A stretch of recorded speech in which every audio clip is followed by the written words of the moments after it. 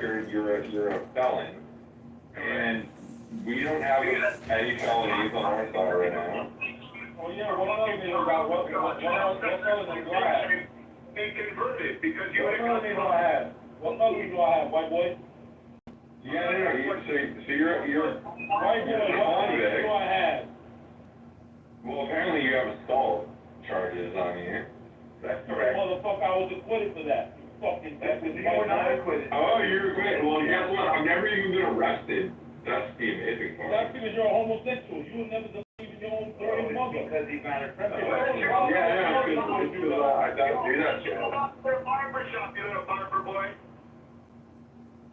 Yeah, it's because I You're don't the type of commit one violence. Howard, you're the type of if someone robbed your mother in front of you. I mean, to me, I look at it and I go, Your daughter has. that's really fucked up. That's really messed up, dude. He's a very good person. Now your daughter's a loser. I mean, dude, you're just a felon. Like, Imagine if you talk like this I gave at your any daughter other time or I gave your daughter like 3 more weeks, right in her mouth.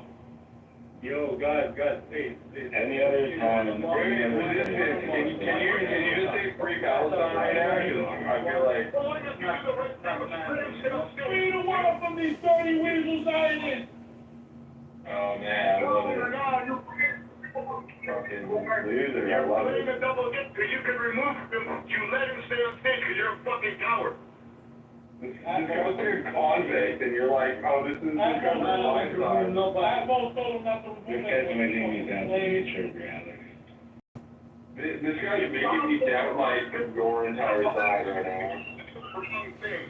He's making me doubt the nature of reality itself. That's because you're a white piece of shit. Well, this is. No, it's just because we're not rapists like you, so that's about it. I mean, literally a So criminal. how come there was videos, not even a month after the that of Israelis raping Palestinian detainees in Down rape? Dude, you lost the conversation. You are a convict that has lost this entire Stupid conversation. white idiot. I would bet a lot of money. Israelis got caught sticking their fucking hand in the cookie jar. The reason why we're just ripping on your felony charges is because of the fact that we would rather speak.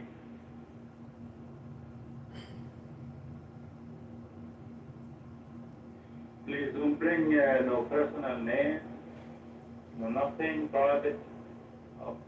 Please just like keep it professional and keep it on politics.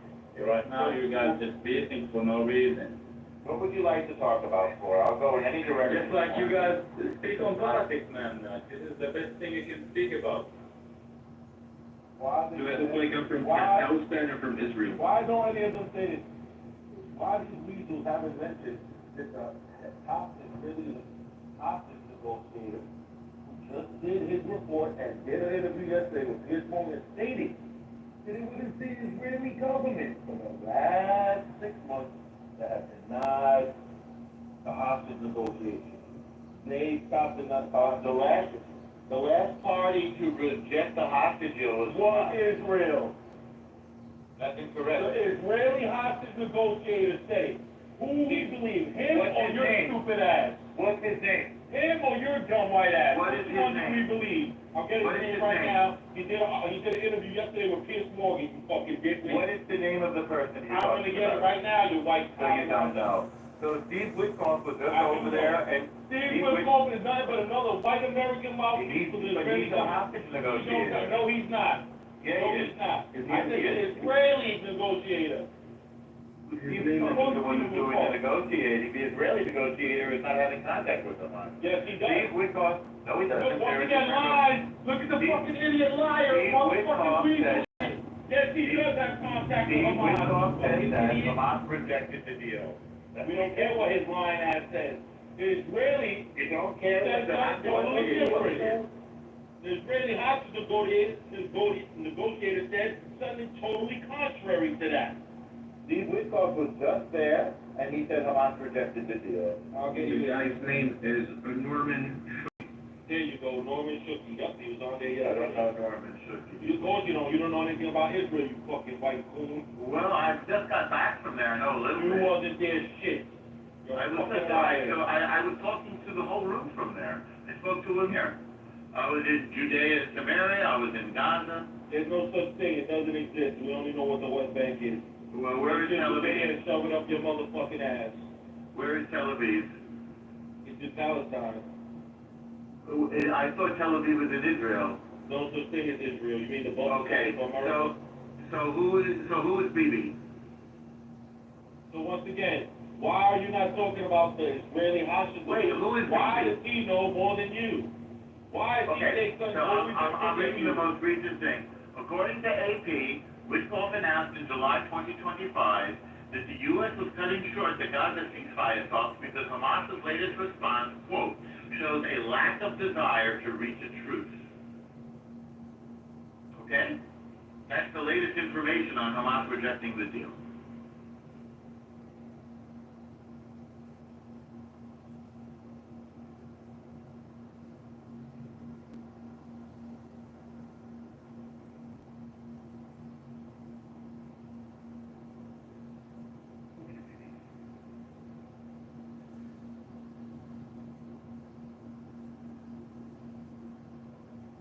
I don't know what to say, man, but there was a lot of conflict in the room. Did he just leave her? But, Yeah, you just, I was, His I name is mean, Gershon, his name is Gershon Basket. That's the Israeli negotiator. Right. Gershon Basket. I have something He's to been doing it confess, for right? years. The guy that just left, that's him. yo, Rolo, shut the fuck up, bitch. I'm gonna remove you, bitch ass, just for saying that shit. Just let me go out my way. I like when people speak like this way, you know? I don't give a fuck. Gershon Basket. He's the top Israeli negotiator. He's the one that's been talking to Hamas. He's been with. He even. Oh, normally, you He can't even act told anymore. He even said he brought in. Yo, resistance, bro. Can you please, what you can say, like, be in point. Be in point. What is that? no, I think that, Just be on point, man. Fuck that shit, man. You don't have to, like, just, you know what I'm saying? I think, go for it with like the fucking aggression, but like, I'm not gonna lie, resistance is, he's a fucking, like. I know you guys hate him. I know that. But that does not mean that I gotta kick him out the room, man. That's like some bullshit, man. Everyone is a bitch and his father's a bitch. Don't worry about it. It's the same like if I don't like somebody else, I'm gonna kick him out the room, man. It's like, fuck that shit, man. Either you guys. I mean, I'm just trying to be respectful for it. No, I think that, Appreciate you know, it, but I think that the Palestinian perspective would be much more respected if you didn't have a fucking convict making the points. No, Yeah, probably. They have the terrorists on board, like the My brother, people, Bibi Netanyahu and the rest I of the understand that you are angry or not angry, bro, but You look really bad. I don't tolerate white terrorism. it's okay, man. Take it easy, man. This is how the world goes, man. Just like gotta be patient, man. See what the future is holding, man. But I think the future is gonna be positive, man, for both sides and for everybody. And for the people that asking, man, like, you know, but like Hamas will forever stay there and like, and I said it before there in the room that after the 7th of October, Hamas put a fucking deal on the table. Almost a month after that, Israel could just follow and end the whole shit, but they didn't. So what is it right now? Those What is people it right now? were convicted of Where crimes this war is going right now? What is the plan? What's next, man? The plan is to take over Gaza City. It will not happen, man. They won't take over. It's happening right now. It's just It like is a happening dream, right man. now. You can't, man. You got too many War is people that are happening. resisting this. Or they're not really resisting, they're sick of Hamas. Yes, they are resisting this. Or I know Palestinian people, man. The Palestinian people are resisting, man. They're They don't want to self-destructive. take over Gaza. They just want to live freely, have schools, have hospitals, they We will all agree survive, with that, for- so people can be educated, You know, Israel must probably focus more on putting money, instead of putting money on missiles, just to like protect and make a war. Just like put money, man. Yo, listen, I'm gonna remove this bitch because she can suck my dick. Why are you talking like that? I'm sorry, man, because she keeps saying bad shit about me, man. I'm just like trying to be on point. Like Israel and the rest of the world can use this money to build like football fields so the kids can play, can forget all the trauma that they have faced, man. You know? It's like, I hope like in the future that Gaza's gonna be a peaceful place where kids can grow and have fun and play football if they want. Well, why didn't you do that already? Fish if they want. Boy, why didn't you do this already? Because your Netanyahu wanted Hamas, that's why. No, why didn't you do it between 2005 and Bullshit, you fucking Palestinians wanted Hamas, they voted Hamas in. I'm asking for, why didn't they do this between 2005 and 2020? Because Israel man was Israel was choking Gaza, man. How is Israel choking Gaza? How is Israel choking Gaza? How was it bringing in 2007, they put the rock I want to ask you for, how is, hang on. the land and the border. Hang on with this. How they were choking Gaza because they would cut off the electricity when they want, they would cut off the water when they want, they would cut off the food when they want. Why did Israel do that? Why would Israel do that? They had no reason to do that, man. No reason? If people should live freely, man. Nothing to the rockets for? Nothing to fire rockets into Israel? Yes, but that's the resistance. That's the resistance. You know, that's called resistance. But what's the consequence? They're fucking it out. So if you fire rockets, is it okay if I turn off the Imagine electricity? yourself, somebody kidnapped you, and he Sure. put you in a Sure. cellar. If you fire rockets, is it Once you okay if try I to pass turn? the sky, Or, if you fire rockets, is it okay if I turn off the electricity or not? No, you did. yes, there was not quite sending ground, man, but do you remember what happened in 2009 in Gaza? Do you remember what happened in Gaza 2009, 2015, 2019? Okay, I'm asking you, if you send rockets, can we turn off the electricity or not? No, asshole. Why not? There's no reason for that. No, What about the rockets? four. What about the rockets? What intelligence? They don't have right to be controlling it, even before the rockets. Wait, why don't we have the right to control it? Why not? Fucking starving people, you piece of shit. You mean you're saying the Gaza is a country? They want to be a country, and Israel doesn't allow them. Well, who do they want to be the president of their country? They'll figure that out once they get the right to fucking vote. But they did vote, and they voted Hamas, and now you have this problem. Oh my God. Hamas got voted in, you stupid bitch. Hamas got voted in way before the fucking terror attack. As soon as they got voted, the piece of shit Israeli government put a blockade on Gaza. That's right. Because Hamas said they were going to destroy Israel. My dick in your mother's mouth. Israel said they were going to destroy the Palestinians for wanting fucking your own state. Palestine, fuck the Palestinians, fuck Fuck your Jewish mother, fuck your white family, fuck your lawyers, fuck your nieces, you white piece of shit. When did Israel say they were going to destroy the Palestinians? Tell us. When did they say that? Every day. Every day. So show me, I want to see, I haven't seen that, show me. Who said it? The Israeli population, you piece of shit. The population, they speak in one voice? Tell me where, I didn't see this. Was it in the news, or is it in your? Yeah, there's many crazy brain? videos in the news when they say kill death to all the Arabs. Who said that? It's in the news. Who Israeli. said that? The Israeli population.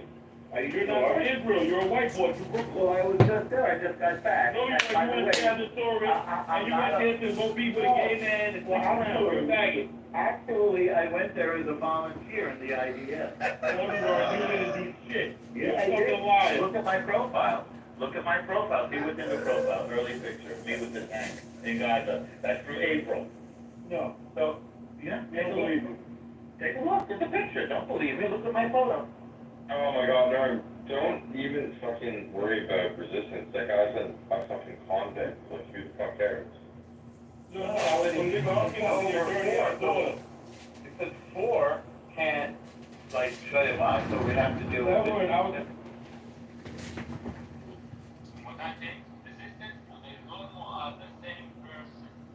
Well, El Normo. I just think that resistance is a hilarious addition to your cause. I haven't been convicted of any crime. I didn't assault an Israeli Arab. I'm not wanted. I'm not an informer for the FBI like he is. You understand that anything you say here could be reported by resistance to the FBI. Yeah. Yes, you report on other people who are assaulting Jews like you. Liar. I report on Jews who were stealing organs and smuggling to other countries. So you I committed your report on other Jews who were molesting children. El Normo, I don't think it. Please, El Normo, I don't think it's even worth your time to talk to resistance because I honestly think he may have like a traumatic brain injury, and you're just unaware that his brain. He's so vulgar and uses so much profanity. Maybe he's got a traumatic brain injury, El Normo. I think he obviously does. He also has an IQ of about 50.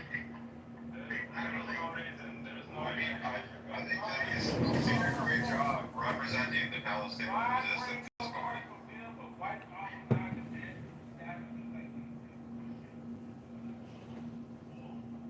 How are you going to do that? Having a criminal record on resistance. Well, you can't fix brain damage, El Normo. What's the point of debating with somebody with brain damage? I'm not debating, I'm exposing you. Well, that's true. You are shining a light on him. I mean, I don't think that resistance is going to live this down, to be honest. Like, the fact that he said it. You think the way I exposed you in real life, a guy was attacking a millennial son, a guy. I mean, the fact that resistance is like an ex-con, like a piece of shit. I mean, you're an ex-con, man. I'm not an ex-con, I fucked your mother. That's what I am. You've been to prison. I've never been arrested in my life. I don't know whatever.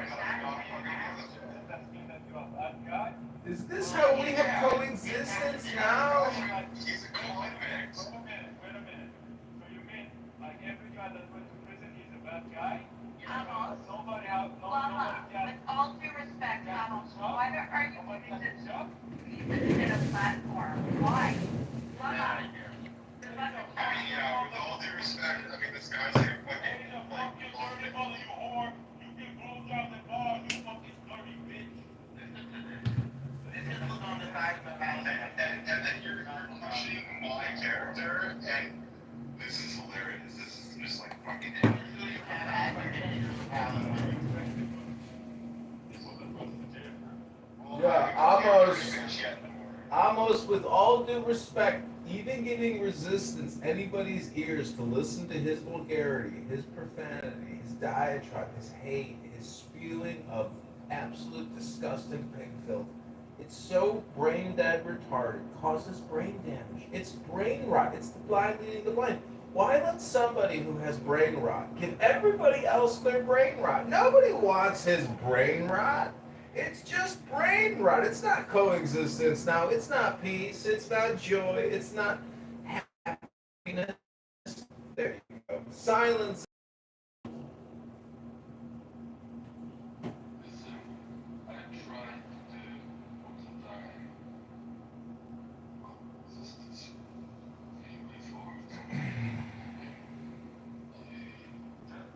I'm just like listening that quote now.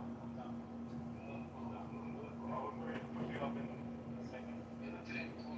It's okay. I can give you the limited contract to share you. But the ask why. So I want to answer that in my room, this room open to everyone. This room open to crazy people, to listeners, to Jewish, to Christian, to Muslims. I said, if it's a wake up from his media, I let him speak in my room to explain why he kills 6 million Jews. Everyone can speak here, but at the same time speak, if you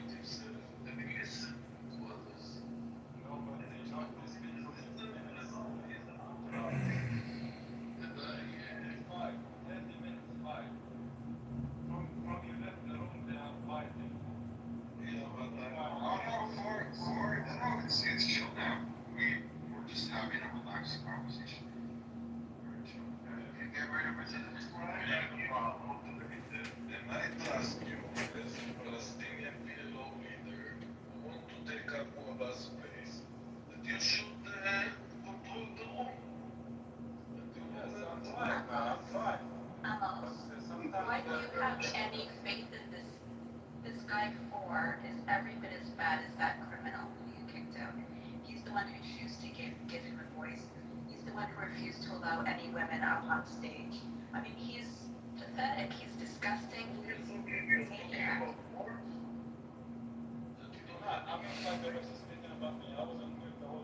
No, I defend four. I think that four actually is a very good job. And I don't like somebody that they don't let women speak. This is too much. So Amos, what is your solution then? Is Shabbos the answer, Amos? Is that where peace comes from? Wait, Is the Amos, source no, of I peace You Shabbos? shouldn't kick four down. You shouldn't kick four down. No, honestly, four did a great job. I don't think he kicked four. He did kick four. But four never goes away. Four is eternal. Don't worry, Ewan, you'll get a new boyfriend soon. Wait. Now, only they play full and ish. I want to know why you remove ish. Say full. Why not you saying bad about me, but you see what the guys are saying. He wants a universe with You were doing a bad job, Lower. no You women. need to be impartial like a good Christian, but you're probably not a Christian. Take me out again. You should make a Christian a mod, because he will be. Let the woman speak in the room. No, Matt, you were saying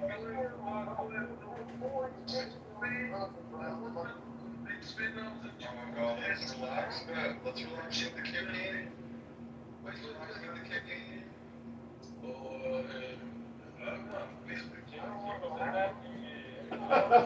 I knew also when I was speaking, and if somebody released the music and find himself down, I want to speak only to fall now.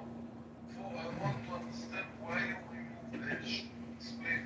I fucking love these shirts, they're so funny. And after you put me down, I respect all the guys that stood up. Sit down as a good guy. But she was, maybe because I'm Palestinian, she said that I'm pathetic. No, but you are Palestinian and not pathetic. So what? I think what's so sleep. So I don't know, man. I don't no, you have to accept everyone, even those who think you're pathetic. It had nothing Yeah, but I was whatsoever on with mute his the whole time, man. He hates women. He hates women. He demonstrated that multiple Oh my times. God, listen, I'm leaving. I don't want to listen to this. Have nothing against Palestinian people. Anybody who knows me is aware of that. Did he say he hates women? Multiple times. So you heard him say that he hates women. It's not in this forum. In this forum, he just demonstrated that he hates women by refusing to let me up on stage. So and if by he didn't say he hates women, why are you claiming that he hates women if he didn't say it? That's not He fair. said it, normal. He That is not he getting said it to want multiple Sharmutas times. to speak. In this particular forum, he only demonstrated it. He did not say it verbally, but he has So said it verbally. do you hate women? Do you hate, he said many times he hates women? Four got Correct. booted, I think. When did he say he hates women?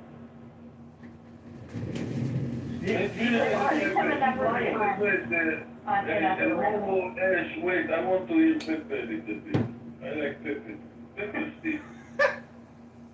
I just want to say that I have a really big fight about four. I haven't given you the permission to speak. I want to hear Pepe. Oh, I was just trying to get these people to be reasonable. I'm sorry. That's all I was doing. I don't have anything I have to say right now. Okay, I want you to speak. Speak. No, sorry, I like Pepe a lot. Pepe is fucking sick. I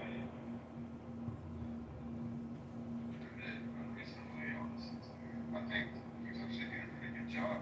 Can we stop talking about people who aren't here and get back on topic, which is coexistence? Anyone have any solutions or plans on where the source of coexistence is? War was literally part of the topic in Cup. Well, The question is this an ESL training room or is this going to be a wisdom room where we can really get to the source issue of coexistence?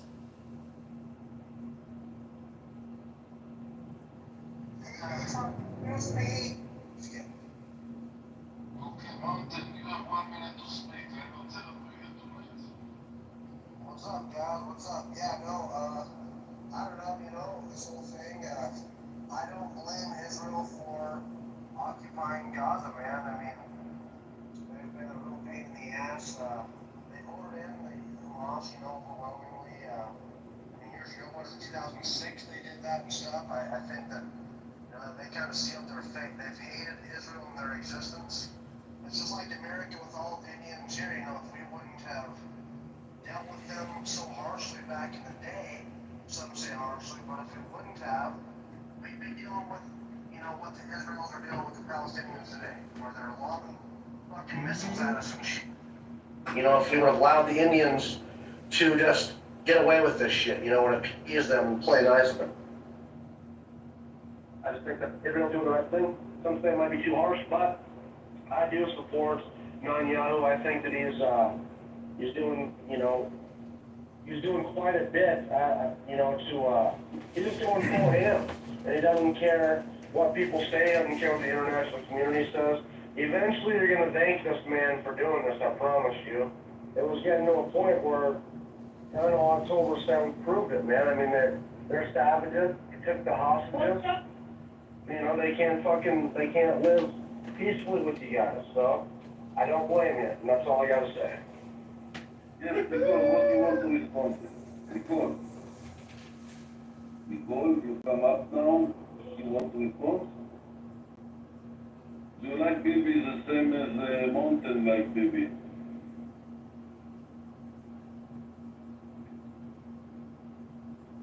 Oh, Quisha, don't you have something to say?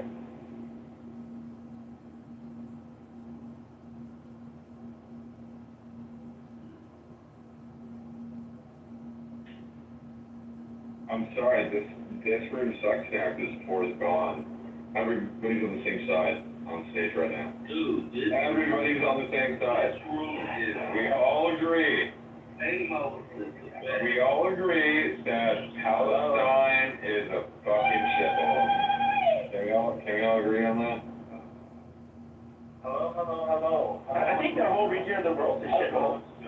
Shelby, if there was an earthquake and it all got sunk in the middle of this fucking ocean, that would be God doing justice. Does anyone take a little back, or is it just me? Nobody likes you. Okay, no, but you to my friends. Only friends.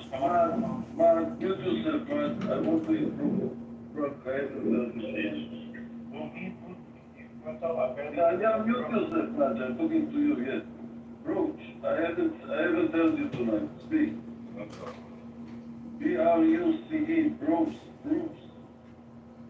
What's up, Austin? Go away? Okay. Go.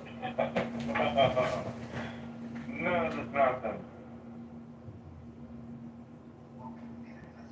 Hello and welcome to the classroom.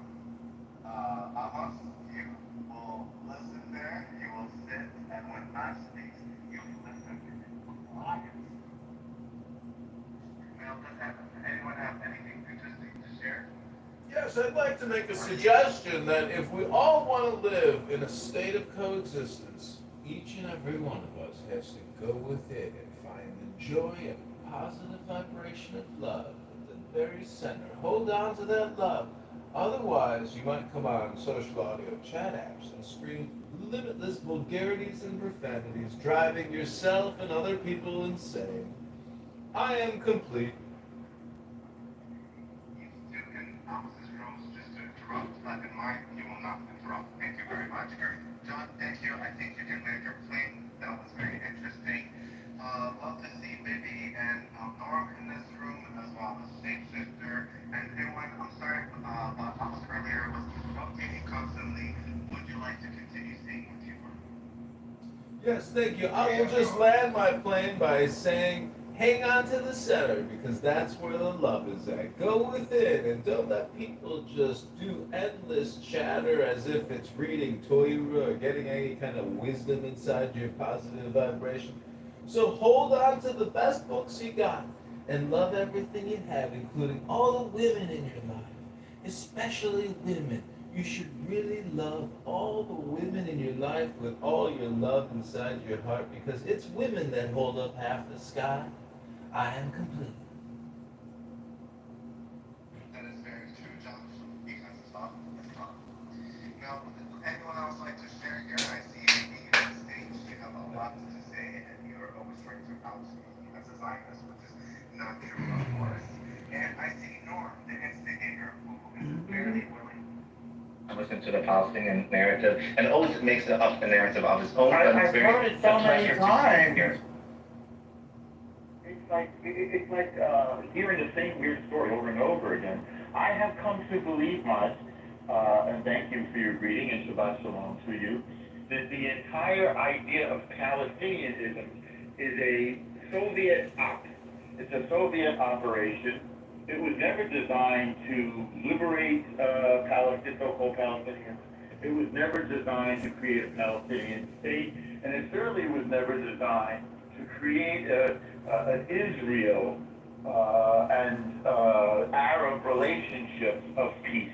It was designed to first attack Israel as an American force in the Middle East during the Cold War, and then after the fall of the Soviet Union, what was left was Palestinians empty-handed, with nothing that they wanted, with nothing that they had fought for, and with no real plan to live in peace with their neighbors. So because I have no evidence that Palestinians have a desire to live in peace with their neighbors, I can only conclude that they do not want so. And therefore, there's going to have to be a demilitarization of Palestinian areas or Arab areas, whatever you want to call them, to prevent them from committing violence, both against Israelis and against their own people.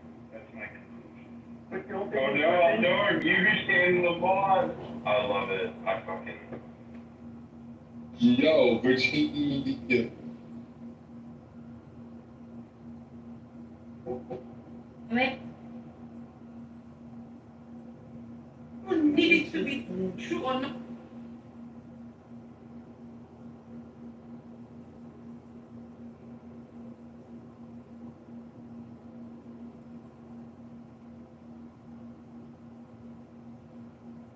This woman not only developed feelings for her contract marriage husband, but also became pregnant with his child.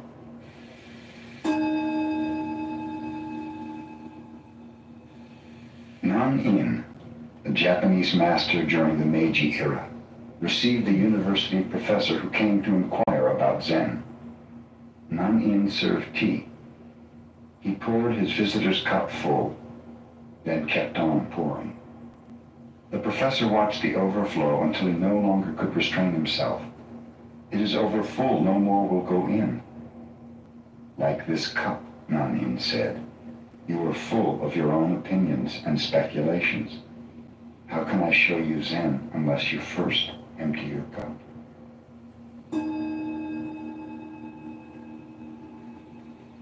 Gudo was the emperor's teacher of his time. Nevertheless, he used to travel alone as a wandering mendicant. Once when he was on his way to Edo, the cultural and political center of the shogunate, he approached a little village named Takenaka. It was evening and a heavy rain was falling. Gudo was thoroughly wet. His straw sandals were in pieces. At a farmhouse near the village, he noticed 4 or 5 pairs of sandals in the window and decided to buy some dry ones. The woman who offered him the sandals, seeing how wet he was, invited him to remain for the night in her home.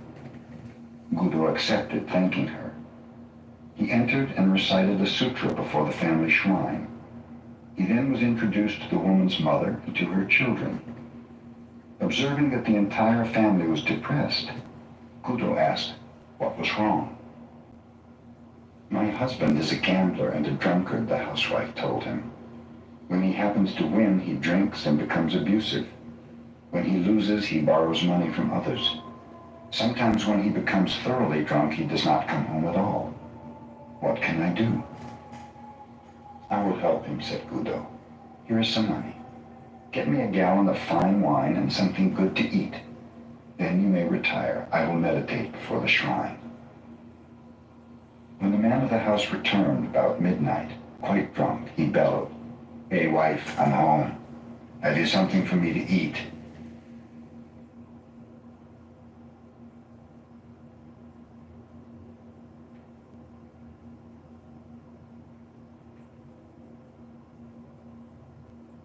It's not appropriate at all. This is very wrong. Yeah, so my question. I know you're taking. So my question for you.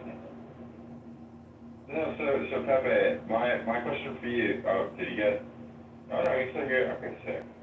Okay, Pepe, so I get that you're trolling at that moment, but what I would say is that I actually think that you should look at what the fuck is going on in the UK right now, and have alarm bells going off on where you live, and I would say. Do you ask me about the Muslims? Oh, dude, yeah. Yeah, I want every Muslim kicked out of the West, period, point blank. That's always been my stance. No Muslims. I'll say things that I mean, like, I don't know, like, you know, like my defense of gun rights, for example. The MAGA version of protecting gun rights is to grab the guns first and worry about due process later. And so, you know, if with friends like them, who needs enemies?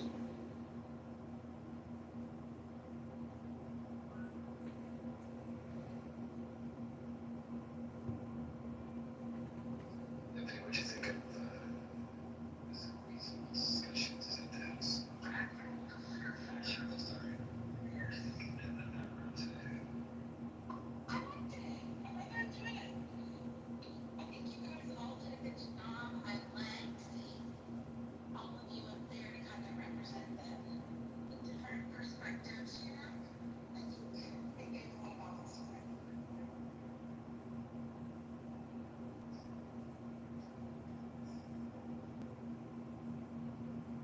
I'm having a hard time hearing you. Let me, I mean, I liked the room. I thought, you know, Hanson enjoyed it, or Hanson. I think, you know, there's a lot of very difficult questions you can ask. But, you know, for me, out of sight, out of mind, like, I try not to think too much in terms of that. You can kind of waste a lot of time thinking about all these grandiose problems that are so universal or at scale that, you know, basically, like, it could have been at the gym, you know. It's an opportunity cost to be here to have these conversations. So, I mean, I like to try to kill two birds with one stone and maximize the value of my time here on this app in the same way that you do. So, you know, when you waste time here having endless arguments and heated conversations, it makes it stressful, I think, as a listener, to experience that.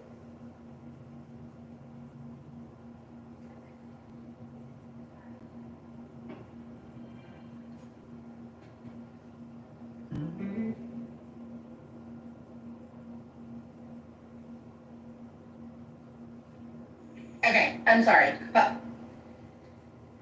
real quick, I was just gonna say, you know, with the balanced moderation, like, you have a lot of opinions, differing opinions, not necessarily everybody agreeing on that stage, but you had this level of balanced moderation, and it's always interesting to me when a room like that goes well, where you have people kind of from all ends of the spectrum talking and communicating, you kind of come to the conclusion that everybody's really not that far apart on a lot of issues. It's just the little nuances that tend to create like the big differences. And when you can actually have those conversations, like, it helps me to understand the left side of things a little better, because there's an opportunity to kind of hear everybody lay out, like, well, I feel this way because of X, Y, and Z, and it's like, oh, I didn't know that that's kind of what was the motivating factor behind that. And so I like to get those well-rounded perspectives, because I like to consider it from all the angles. Yeah, I think balancing the stage, at least the moderation, because you can't really determine who's going to show up for the room.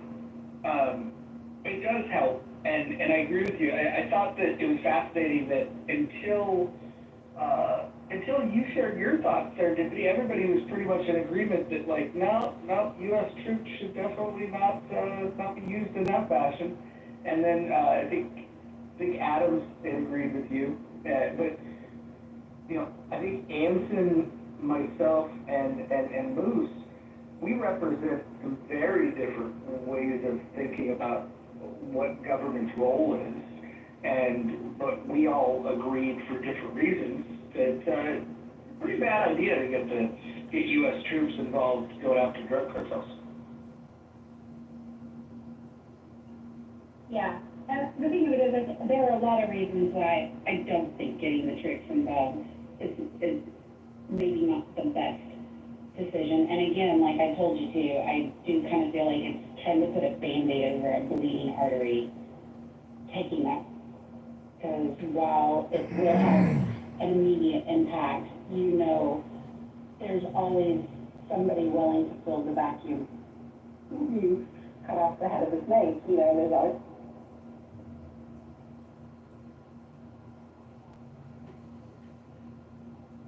That's the potential for civilian casualties being lost and the potential for, looking back, U.S. and Mexico, and there's a lot of reasons not to do it. But, I don't know, the law enforcement issue isn't because you want it to. I think there's a lot of corruption there, and I think that because of that corruption, law enforcement tends to focus on, come on, the big busts that are gonna generate lots of extra guns for them, and to allow all the other stuff to go. Mojo, let me ask you a question. You make a great argument all the time for the Second Amendment, and the incumbent I'm running against, Darren LaHood in running for Peoria, he's a gun grabber that wants to raise the age of the minimum age to buy what they call an assault rifle. So I'm just wondering, you know, if we really enacted the Second Amendment nationwide in the same way that like Georgia or Texas had open carry laws and a lot more lenient licensing and no database tracking, et cetera, on the whole, couldn't we save a lot of money on the NDA and our national defense by essentially arming our population and giving us, you know, great gun rights once again? That's not the argument that I would use against your opponent. The argument that I would use would be one that speaks to his constituents that believe that feelings of conflict. Focus on the history of how gun rights, specifically the prohibition, has been very racistly applied. And it targets poor people, everything from bullet taxes to registration fees. I would tackle how it's discrimination against poor people and specifically people of color. That is where his constituents would have their ears perk up. I think you could make other arguments that would make your constituents' ears perk up, but if you get an opportunity to debate him or have his constituents listen, those are the points that I would hit. I would meet them where they're at with and talk to them about something that they care more about, which is you know, discrimination. Raising the age won't do anything. I mean, you get a driver's license, 17, some states 16. The average vehicle, the average car on the road doing 70 miles an hour is far more dangerous to the general public. Yeah.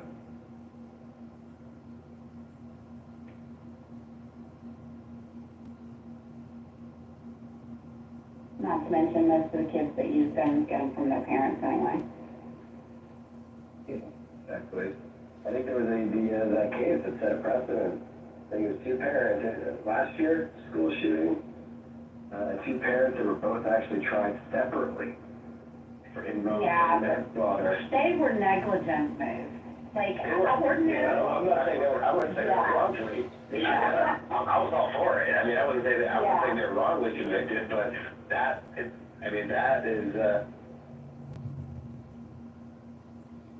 So I guess you said you can't say that, like, you know, law enforcement or drug courts are not aware of the problem with to your point, my parents and guys. It tickled the hairs on the back of my neck when I found out that they were pursuing the parents, but then when you read the details of the case, it was just like, yeah, they were clearly not innocent. Like, you know, you hate to see that start being legislated, but there was just no question about that particular case.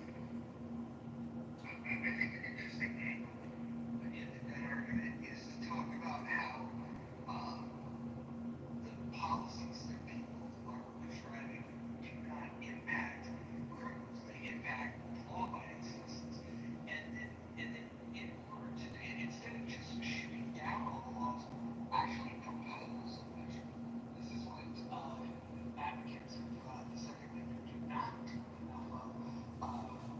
I think we should be proposing, what is the solution? If we think that all of their ideas are bad, well, it's a good idea. And I think one of the good ideas would be to target laws that specifically target criminals.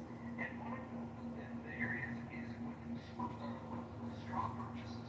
If you could just simply say we should have zero tolerance against straw purchases, because it's definitely harder to prosecute a straw purchase, but if you do prosecute somebody for a straw purchase, I think that's where you want like a mandatory minimum of something like 10 years, 20 years, something crazy. Because then what you're doing, as a gun advocate, is you're proposing a law that's super aggressive towards gun violence, but you're completely leaving law-abiding citizens alone.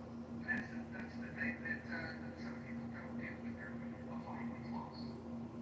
Yeah, another thing that I don't think that GA advocates bring up enough either is, comparatively speaking, the number of crimes that are stopped because of law-abiding gun-carrying citizens. Like, those numbers are staggering, and you very, very rarely hear those numbers come up when you hear people debating it. So what is a liberal Democrat? Is there a difference between a populist liberal social democrat? I mean, at what point does it not just become a demonstration of an inversion or a reversal of, you know, status quo and culture? I mean, what is a liberal Democrat? Well, I would say that liberals who advocates for individual rights, and any Democrat that's advocating for collective rights is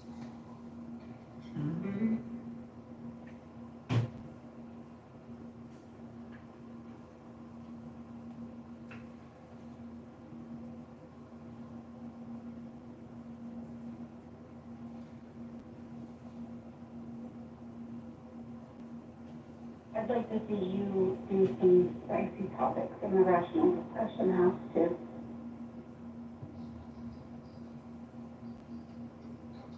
I mean, of course, there's always the typical, you know, abortion and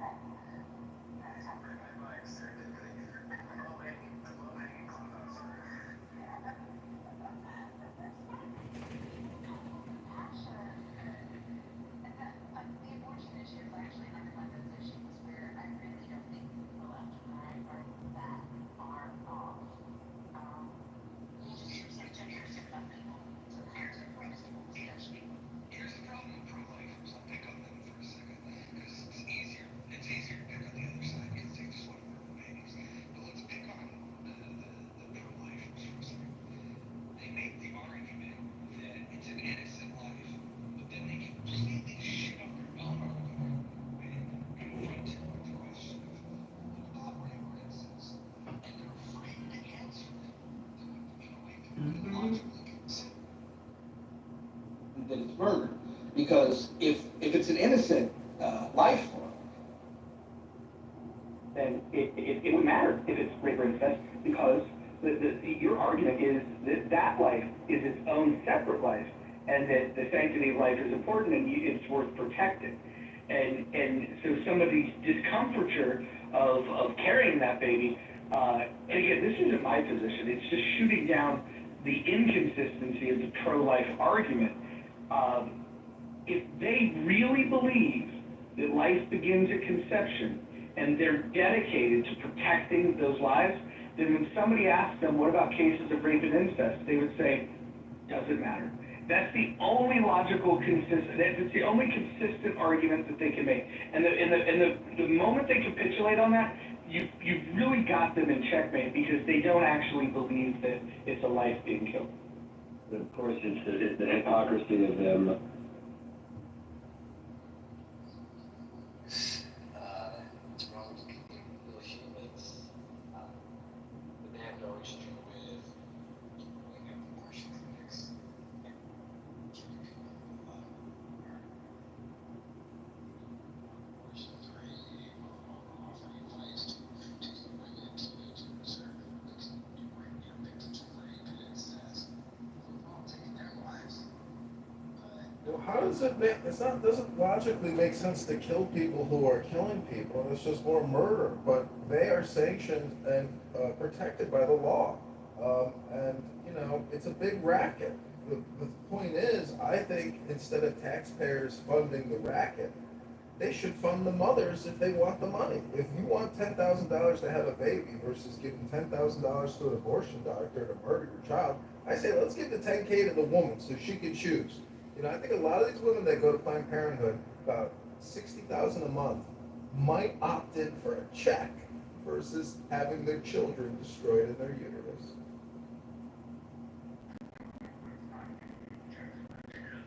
That's what I'm proposing.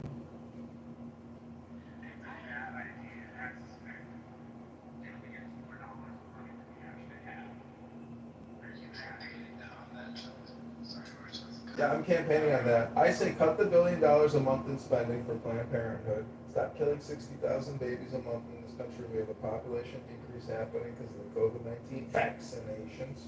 The mortality rate from COVID-19 vaccinations in 2020 is 20% higher than the average.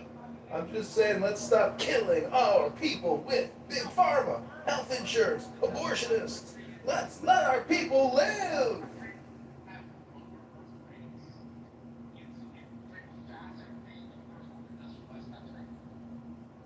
I'm just saying, let's set our priorities straight. Let's get our priorities in order. Let's get a to-do list going.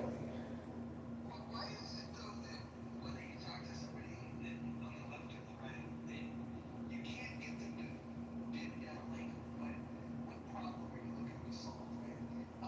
If what we want is to end unwanted pregnancies, if what we wanted to do was And you should stop pointing your semen at an egg. If you truly don't want haters who need to have kids. But if we wanted to really socially engineer things in a way that would have the outcomes that people say they want, what we would do is just encourage people that aren't married to just be gay. Because you're not going to create babies if you're having homosexual sex. And so people will say that that's an absurd argument. Well, what about what I'm attracted to? Well, if the problem that you're trying to solve is you don't want unwanted pregnancies, you don't want abortions, you don't want child out of wedlock, whatever the problem is you're trying to solve, all of that stuff goes away if they're just gay. Perfect. Perfect, Lon. Look like there's the problem. Stop. Immediately terminate your heterosexual attraction and realize the amount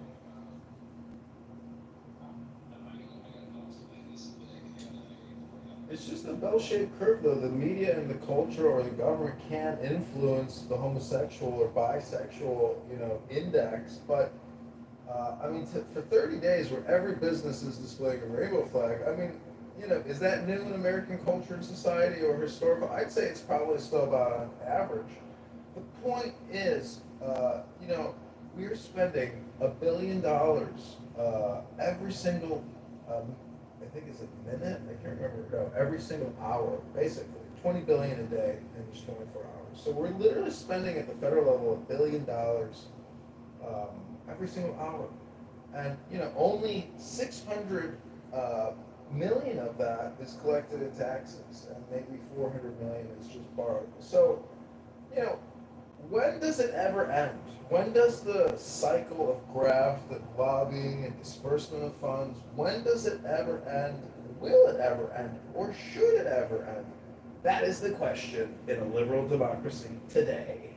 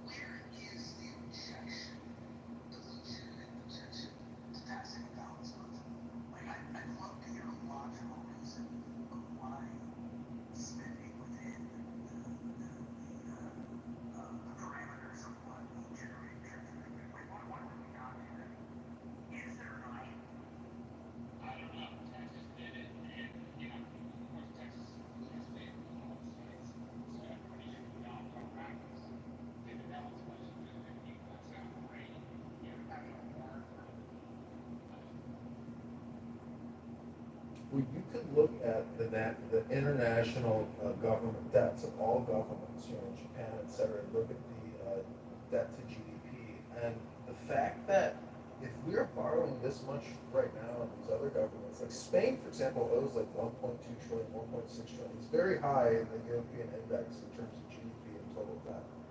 So if that is the paradigm or the equilibrium or the balance of the global currency system, we are actually in a very good place, knowing how much we are doing currency manipulation. We're getting away with it, and we're accusing everybody else of doing it. That's why Trump is so great.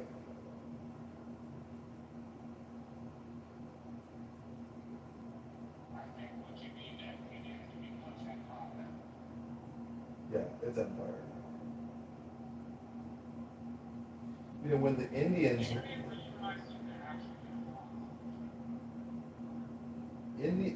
when the British had a major revolution on their hands in India, and they were really worried they were going to lose it. And so guess what they did? They mounted the biggest parade effort in their military, civilizational history, and they mesmerized the Indians. The Indians all lined up and were like, wow, look at this parade. And so they hypnotized all the Indians into basically becoming submissive again, just with that communication, a show of force. So, I'm just wondering if America does show of force politics all the time. So I'm just wondering, when the next show of force will be, because our dollar demands it.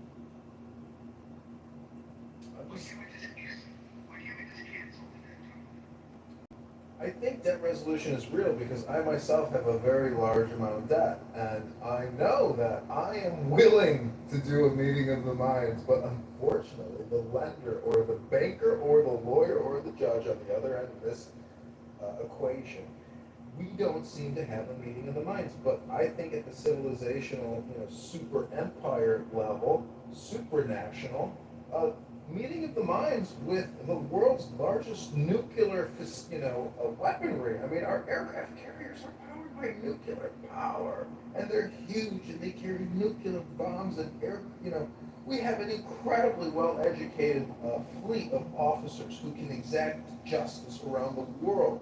But I'm just asking, is that really justice? Unless it's a just war, I think you have a lot of veterans who are maybe kind of disgruntled. Like, there's a lot of Afghanistan vets and Iraqi vets who aren't so sure about why they were there. And I'm just asking, if it's not a just war, it doesn't sit well in the stomach.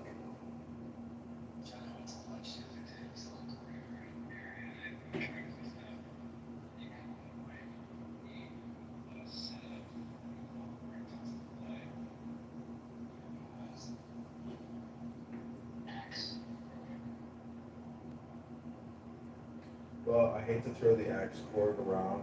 I'm just being facetious, but if, see, people want to ask me why I say ask instead of asking me my opinions on certain things like the budget or the deficit or the national debt and the unfunded liabilities. I don't know how many CPAs we have in the house, but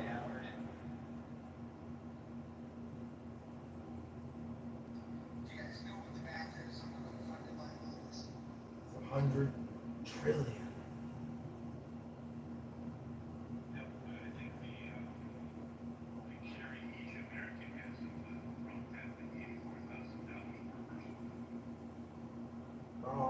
Try 110,000, 120,000, or maybe 400 or 600,000 for the unfunded liabilities, because the unfunded liabilities are 4 times that of the funded liabilities.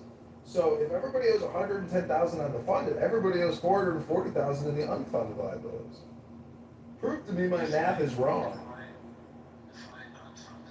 I have asked Brock many times, what is the difference between funded and unfunded liabilities? Guess what Brock's answer is, Dr. Moose?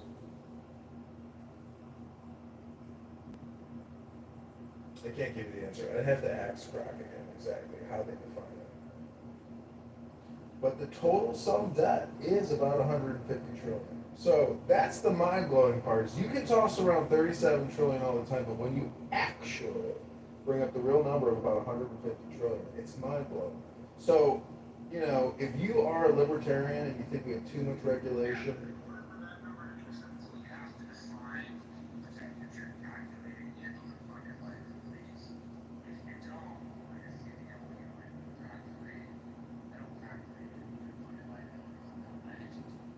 I'm just saying, whatever the numbers on USDebtClock.org say, the unfunded, I think it says 101 trillion, 110 trillion, the funded is 37 trillion.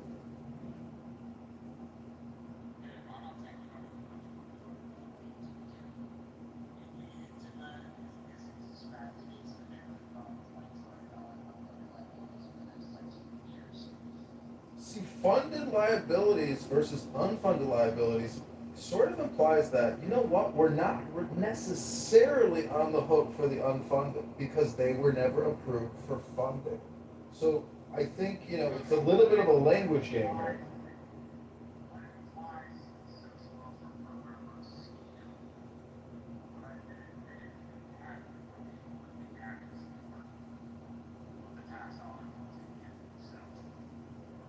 Well, these are pension obligations, etc. In Chicago, they have a major pension crisis, but the city of Chicago is about $50 billion in debt. The state of Illinois is about $200 billion in debt. And when you ask Grok, do they have to borrow to pay the pensions? Even though they're $50 billion in debt and only bring in about $15 billion a year in budget and, $10 billion a year in revenue. So they're absolutely paying the pensions by borrowing and adding to the overall debt. It's a word game.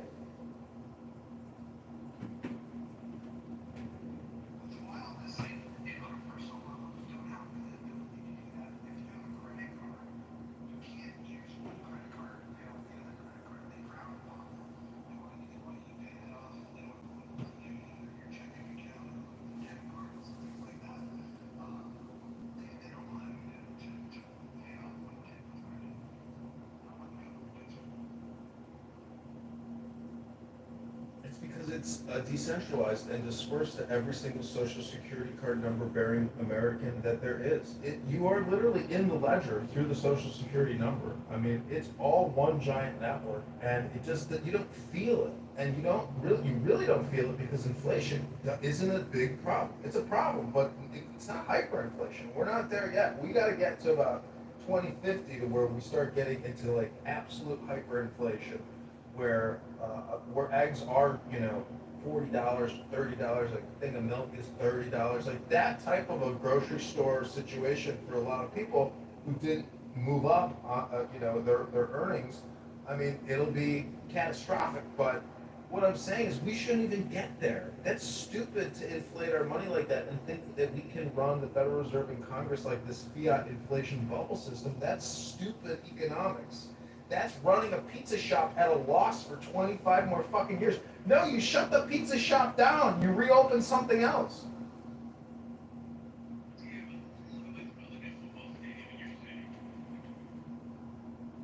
Yeah, you need taxpayer funding to do that, which is fucked up, isn't that? It's always going back to the taxpayer.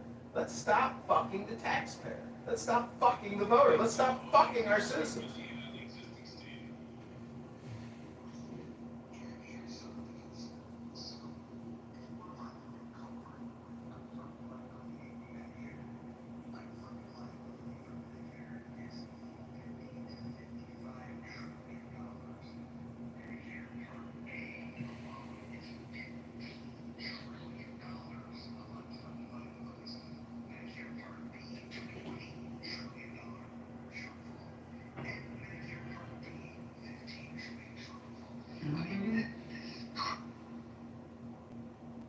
Has unfunded liabilities larger than the U.S. national debt currently. Say that like it's better.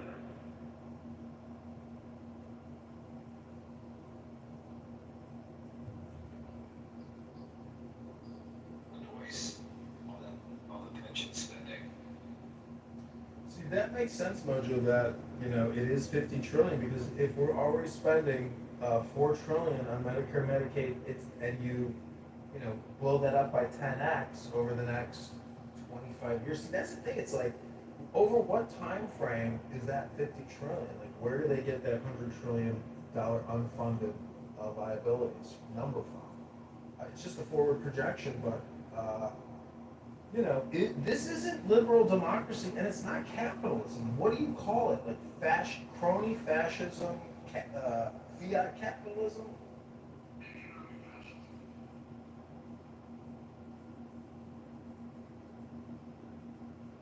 So what, we just elect a new dictator every 4 years, and that's never gonna, that's the game, is the dictator will never ever go back against economic fascism?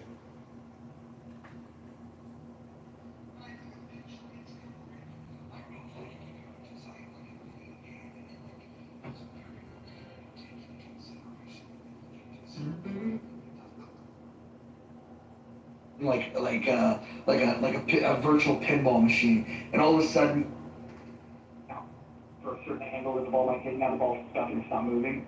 I have a feeling that's what we're going to get to the point of the unintended consequence, which is going to be that their system is just going to break. And then at that point, I think what we do is we tell those foreign entities that we owe money to, as well as corporations, to go pound sand. And then the unfunded liabilities, we just tell the American people, sorry, we're not keeping these promises. And then we just hit a reset button. And if that's the inevitability, then my question is, why don't we just hurry up and do that?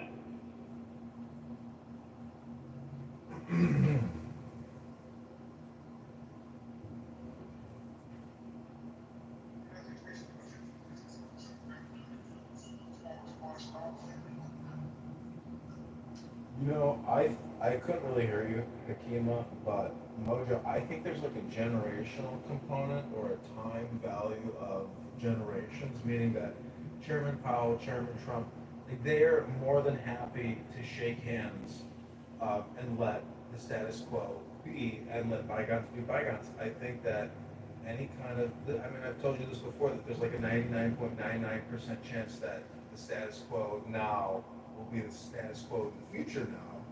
And there will be no actual, deregulation in terms of, I guess, marketplaces.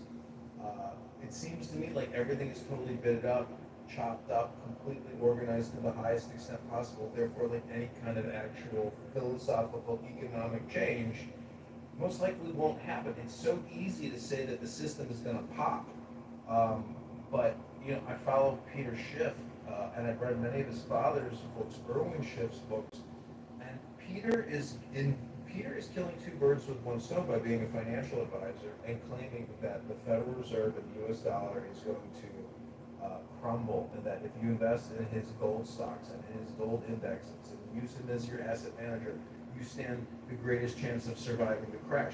He's, brilliant in that regards because he plays the contrarian, and a lot of people are contrarians. But the chances are that he's just trying to improve his status in the status quo.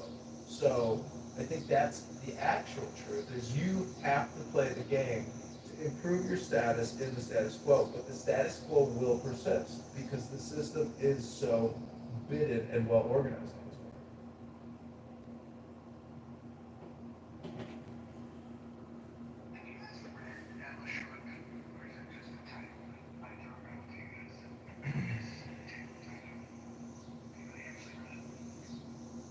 No, I've never read it.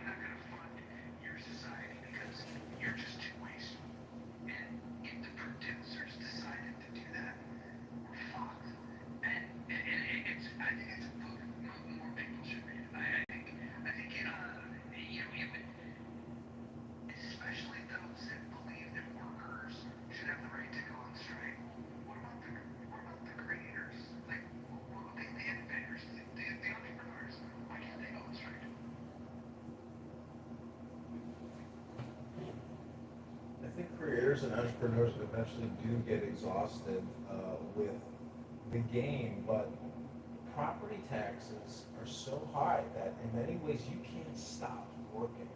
And your retirement is at risk with massive pensions and all these unfunded liabilities. And the only way they can get their money seems to be property taxes. So, the solution for long-term financial survival could be being in a place that has no property taxes.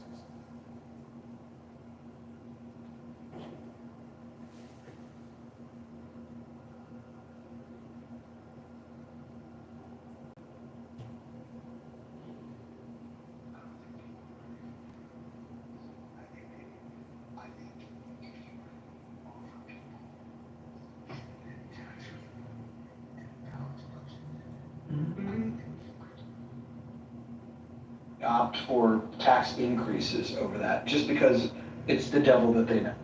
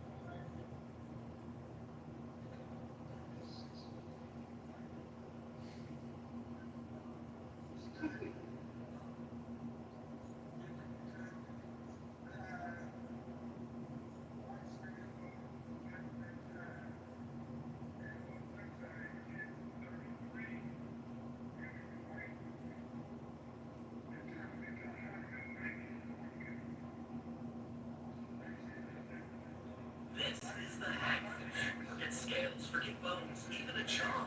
Wrinkled and pale, it slithers through the abyss with a single powerful nostril, a super sniffer that detects the faintest whiff, quick to seize the creature from miles away. But how does this thoughtless wonder actually eat?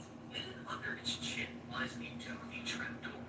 Once safely inside its feast, the hagfish deploys this weapon, scraping and shredding flesh with its sharp teeth, a powerful tongue that slurps up the resulting mush. But the hagfish has another trick up its slimy sleeve. When threatened, it unleashes a truly remarkable defense mechanism. Slime, expanded a mind-boggling 10,000 times in water. This slime creates a tangled mess of protein threads that disorients and confuses any attacker. This slimy escape plan is so effective. Predators leave frustrated, making the hagfish ready to continue its deep-sea scavenging. This. Did you expect the name drop to go that hard?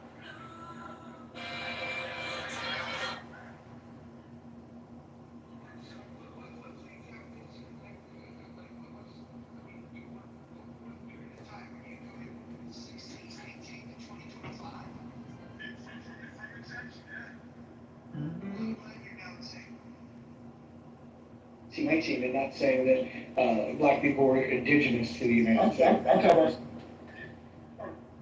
That's exactly what those numbers show. They reclassify people to the black population. That's how it grew. That's the only way it can go to the numbers.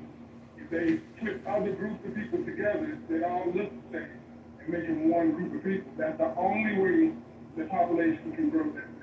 The only way. Let me ask ChatGPT. See if they take a look.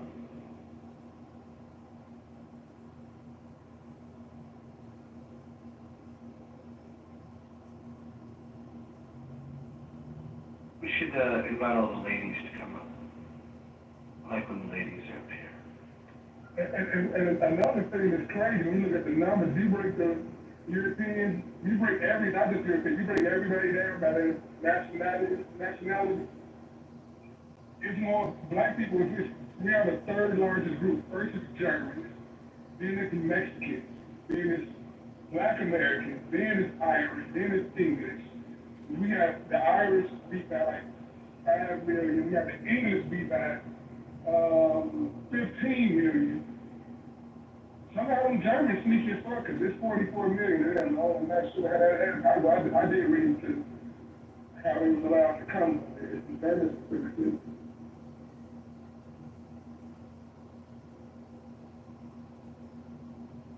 But it took about almost 10 million Germans to get to 44 million. At the same time, it took 388,000 blacks to get to 36 million.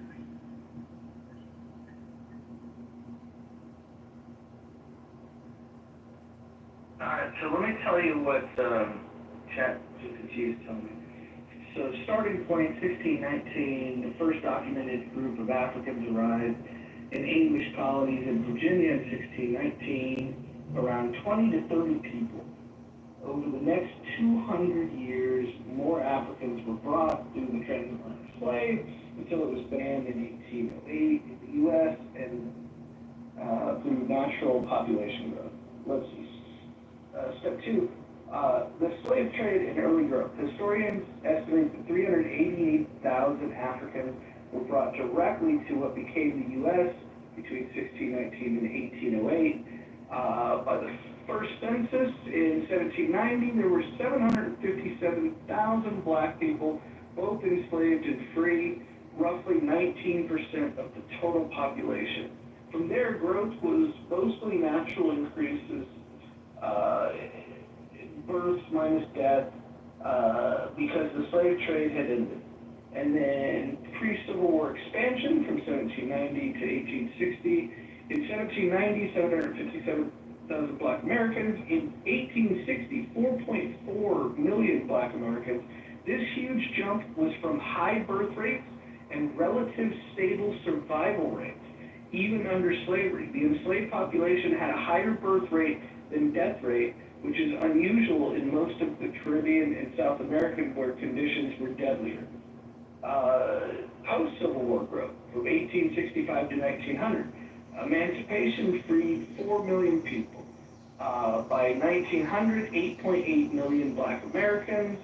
This doubling over 40 years fits a natural growth rate of 1.7 per year. 20th century growth. 1900, we had 8.8 million. By 1950, we're up to 15 million. Industrialization, better healthcare, migration to cities. By 2000, there was 36 million. Medical advances, lower infant mortality, longer life expectancy, continued high fertility into the mid-20th century. And today, the census of 2020 has 41 million people identifying as Black alone, 46 million if you include identifying as Black in combination with another race. That's an average growth rate of roughly 2.1 per year over 230 years, with most of it coming from natural increase rather than immigration. Post-slave trade immigration from Africa and Caribbean is a much more recent, smaller factor. So the simple math is, it went from 388,000 to 41 million at a growth rate of 2.1. Okay, now ask why the Black Americans outpace white Americans by such a large margin. Like, why, how is it possible that Black Americans grew 100 times, but they only grew 5 times? Like, how is that? Kind of break that down. Let's see. I'll ask. These are good questions. It actually says no. The Black population in the U.S. has never outpaced white Americans in terms of total numbers or growth rate over a long run. Here's why.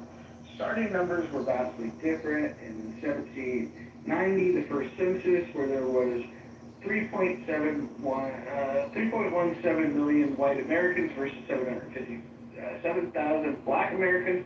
Whites already outnumbered Blacks 4-1. Both groups grew mainly by natural increase. What's the number? Looking for the actual percentage. What's the actual percentage? Tell me about it. Ask it again. What was the growth rate per year by race? Okay. Let's see. Okay, so the white population growth rate started in 1790. We had 3.17, and then by 1860 was up to 27 million. They went from 3 to 27 in the same period of time, where Blacks went from 750,000 to 4.4 million. And now got to get immigration. Well, we're talking about population growth, so. You just said birth rate, so we can't put birth rate with immigration. No, I said I typed in growth rate. So the growth rate.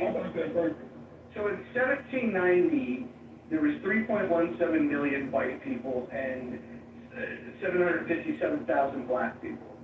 And if you look at these birth rates, let's see, what's the total?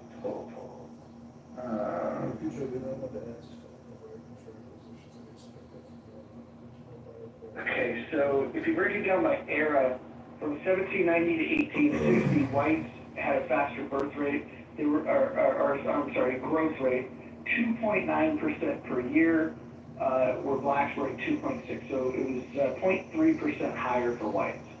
And then in 1860 to 1900, whites grew at a rate of 2.8%, where Blacks grew at 1.9. From 1900 to 1950, whites 1.7, Blacks 1.2. The only period of time that we have is from 1950 and beyond, where whites grew at 0.7% from 1950 to 2000, and Blacks grew at 1.9%. And then from 2000 to 2020, whites grew at 0.25% and Blacks at 0.6%. So you have to get to 1950 for the Black growth rate to have surpassed percentage-wise that of whites.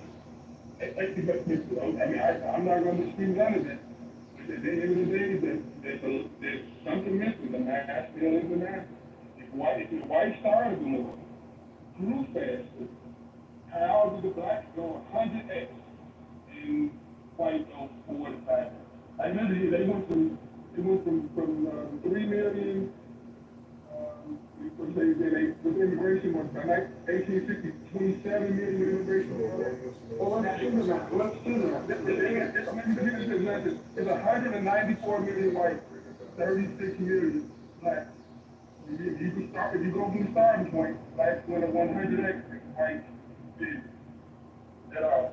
So how is it? Well, the 100x doesn't follow. So you have, you went from,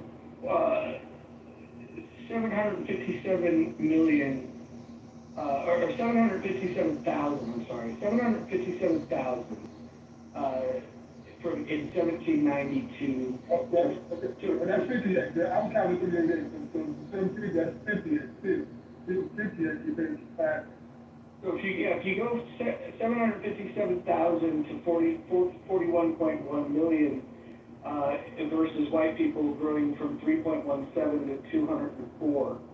I think it's interesting. What is the point you're trying to make? Blacks, the numbers of blacks grew so much. They mixed a lot of different people, a lot of indigenous people, a lot of Moorish people. They took all into one group and called the Negroes. It was a paper genocide. They didn't kill everybody like they said. They reclassified it as another group.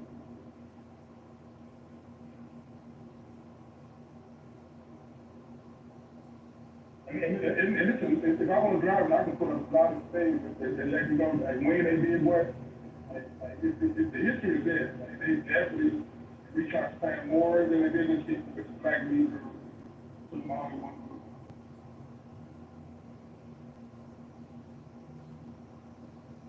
Well, if you want to start in 1619 and you're starting with the number of 25, it's interesting, but that doesn't account for the 388,000 that came later, and but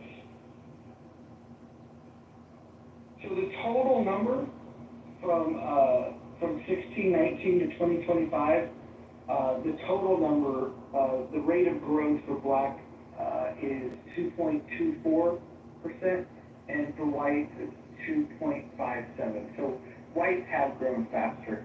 Not really. Come on, we gotta be. Oh, 388,000 blacks that brought over here. Not counting the Caribbean, like they say 36 million, they say 41 and 44. We start counting the Caribbean, but they say the foundation of Black America is 36 million. Started at 388,000 with zero immigration. White started at 3 million with immigration. They altogether took their total number. They got brought here and immigrated. It's 33 million people. That is their number. 33 million people before within the 1800s. That's how many whites. And at that time, it wasn't even a million blacks at that time. And that number, their number went from 33 million up to 194 million. That's what, 5x, maybe 6, 5.5x. The blacks went from 3.8, would you say 750? Akeem, I want to agree with you on something here. Your math is not math. I don't see how that. It's very clear.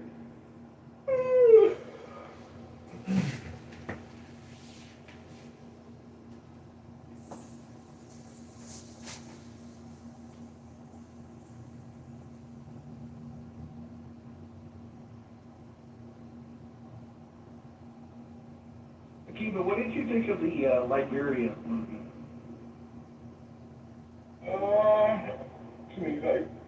Past tense, I think it's good. I mean, just the idea of the whole back to Africa thing. Like, you think it's a good idea, bad idea? Take somebody back somewhere where they never came from. Well, now that's fascinating. What do you mean they never came then? They didn't. Actually, 388,000 did, but the vast majority is mixed into that 388,000. The vast majority didn't come from that. Ay. How you doing, Roger? Well, I'm doing math on Clubhouse, so it's not the best night. But how are you doing? I'm doing fantastic. First day back in my actual office in 6 days, so that was very interesting. Yeah, no, it was actually a really good day. Really good day. But yeah, so I'm gonna go to the gym, and now I'm sitting here listening to you guys talk about race. So it must just be another day on Clubhouse. What was your theory yesterday that it starts in the morning? Talks about Trump. Maybe he talks about racism. Is that the progression? Yeah, for some houses, that's how progression goes. That's the flow of how the conversations tend to evolve on this app. Others, they start at the bottom ladder and work their way up. Some start in the middle. They skip around to many different topics, but it pretty much follows the same logic pattern and the inability to deviate away from those topics on a daily. Mojo, I'm wondering if, I'm sure you don't need the money, but I'm wondering if somehow I could convince you to do a organized book room, maybe at least for an hour this upcoming week, where everybody reads from a book for 5 minutes, and hopefully we'll get 20, we'll get an hour's worth of readers. Do you think it would be possible if you would join my room where you created a 1 hour book club room? What book are we gonna read? Everybody gets to pick their own book, but everybody gets to do, yeah, and whatever book you want. That's not gonna work. That's not gonna work, because let me tell you exactly what's gonna happen. It will work. You're gonna have one person that's gonna pick a book by a Zionist, you're gonna have another one that picks a book by Palestinians, then they're gonna argue about who wrote what correctly. Then after that, you're gonna have one person that's going to quote Strom Thurmond, you're gonna have another person who's gonna quote Jesse Jackson, and they're gonna start fighting about race. So I'm telling you, until the usual actors that introduce these topics and deviate the topics away from what we are actually talking about, when we do open up different discussions, until they're held accountable, I don't think that it's possible to even hold a book reading club. It is possible. You just need one mod. mod. I don't think it is. If somebody doesn't want to comply and just do 5 minutes of reading, they'll be kicked to the goop. And the super mod will demand that if you want to participate in the room, you have to read for 5 minutes. But you need to start to draw the crowd, to draw the audience, and to get people to obey the rules of the room, which would be 5 minutes of reading what's called from a book. I'm just merely trying to demonstrate that out of the countless many number of hours that you will spend on this app, if the supermod could demand 5 minutes of reading, it would be a very beneficial and new type of experience for most people who are usually just engaged in conversation. I'm telling you that it would be possible to have a book club on here and to force it, but most people want the short-term dopamine from having, contentious conversations. Yeah, it's going to turn into a Chomsky Palestinian petting zoo. Give it a week. Why don't you host one then, Joe? I do. I have been doing book club. I have book club houses across multiple profiles, and nobody comes to my rooms, but I'm still doing my own book club. Across Clubhouse? Yeah, across 3 different clubhouse profiles. John, have you ever been part of a book club before? I have, and it was terrible. Well, typically what you do is you select a book that everybody reads from, and then if you want to do a book reading from the book club, then we can gather everybody, and then we can take turns every 5 minutes reading from the same book. I know. But I'm saying because everybody wants to talk, I think a 5-minute book club is the way to go.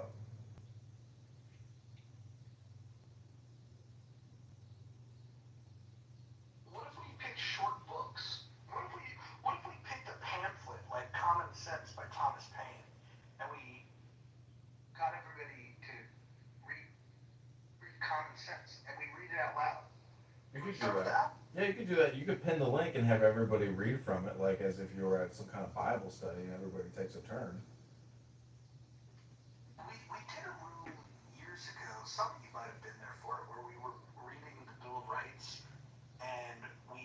read them and we talked about them, and it was a big room, and people were really surprised at the amendments. They didn't know that we didn't just go through the 10. We went through every single amendment. Room went for hours, and you could probably imagine like the ones we got hung up on. The states' rights stuff was a thing. The free speech was a thing. Some went really quickly because nobody had a well-informed opinion. But I think you could do this if you just have to get everybody to go and commit to doing the homework, and then those that don't do the homework, if they showed up to the room, they would just hear people reading that did do the homework. No, I don't think homework assignments are going to work. It needs to be on the spot action where people literally click the link in the title and then you read the document for 5 minutes each. Everybody has to read. If you don't read, you're not allowed on stage. If you don't read and you're on stage, you get kicked to the goo. I'm just saying the book club is about maximizing intelligent communication transfer. All right, let's ask. Hakima, do you want to participate in the book club? It sounds like basic jobs when you get some shit that makes sense opposed to this math jargon. So I try it out. I'm not for it or against it, but I definitely try it out. Can we start with the book of Revelations? No. Jihad. I don't want to start with the world is ending. I feel like, well, I don't think you read it right. The good guys win.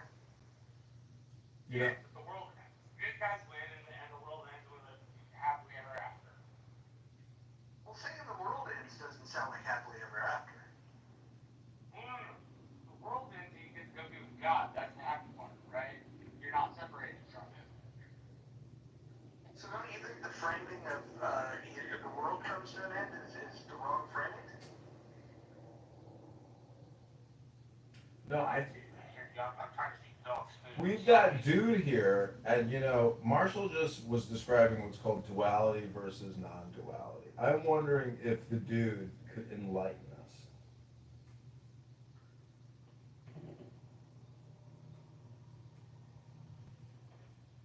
While Dude is getting his thoughts together, I did want to point out how actually significant it was that Mojo kind of turned this into a book club right now, on the spot.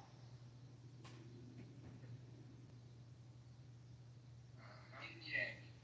Well, Yin yang duality, but the different parts of it are dual. The whole of the yin yang is non-dual.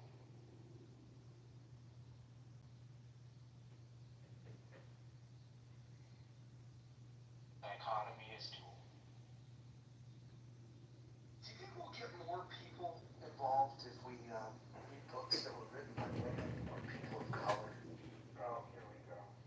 You're doing it again, Roger. You're doing it again. See, that's why I say in a liberal democracy versus, let's say, a fascistic government which demands one book or a couple books, that's why I say let people have the freedom of choice in book club to get their 3 to 5 minutes out that they want to read. I love reading poetry. Love it. It's ecstatic. And it's so much better than having endless conversations and heated debates.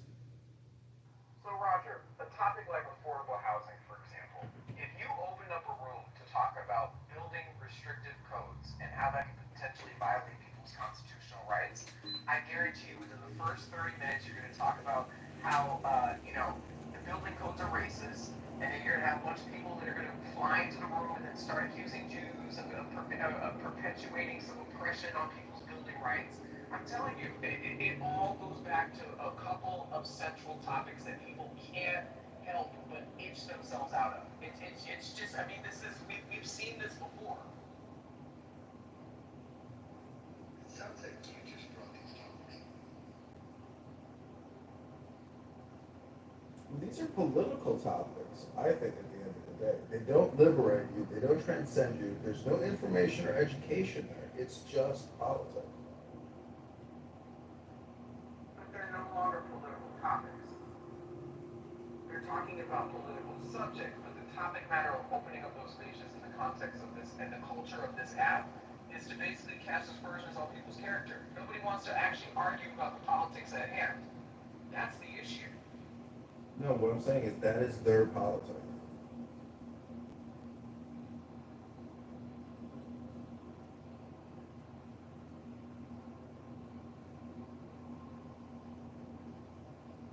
I mean, that's how they do it. I mean, I think all communication is political. So even when you start talking about the debt and the deficit, to me, that's still political rhetoric, propaganda in a way, because the truth is what Franklin Delano Roosevelt said, which is you do not have to fear fear. The only thing you have to fear is fear itself. So if you fear money or you fear the debt, well, I don't think you understand the games of kind of enforcement. We've got the guns. We've got the aircraft carriers and the tanks and the bombers. You know, it's up to us to lose the war. And I'm not saying we're in a war. I'm just saying that our dollar is backed. And a lot of other countries' currencies aren't backed by force. Edmund, everything in this country is not political, okay? People put out a freaking Gene ad, okay, and thought that that was political. That wasn't political. People's responses are political. The way they choose to respond, the beliefs behind their responses are political. But people's actions aren't inherently political. I think that we need to delineate what's political and what's just... Well, I define it as a communication. Not action, but communication. It's the word, the transmission of words into our brains versus going in the streets and, you know, getting into a fight with a police officer or something to that extent. I think the non-action is more important than the action, because if you're breaking the law and you're an anarchist versus somebody on a social audio chat trying to increase your education and intelligence, or if you're just going to speak politics all day long, it's your opportunity cost. But the teacher or the educator hopefully tries to wake people up and say, hey, you know, now is all important. Stop thinking and end your problems. Anybody see any of the horsemen lately?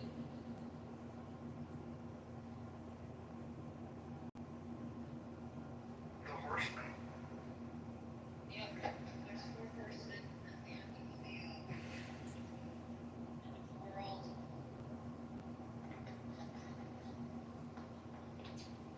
Revelations. Well, what's the magic word? Anyone here know what the super secret 4-letter magic word is?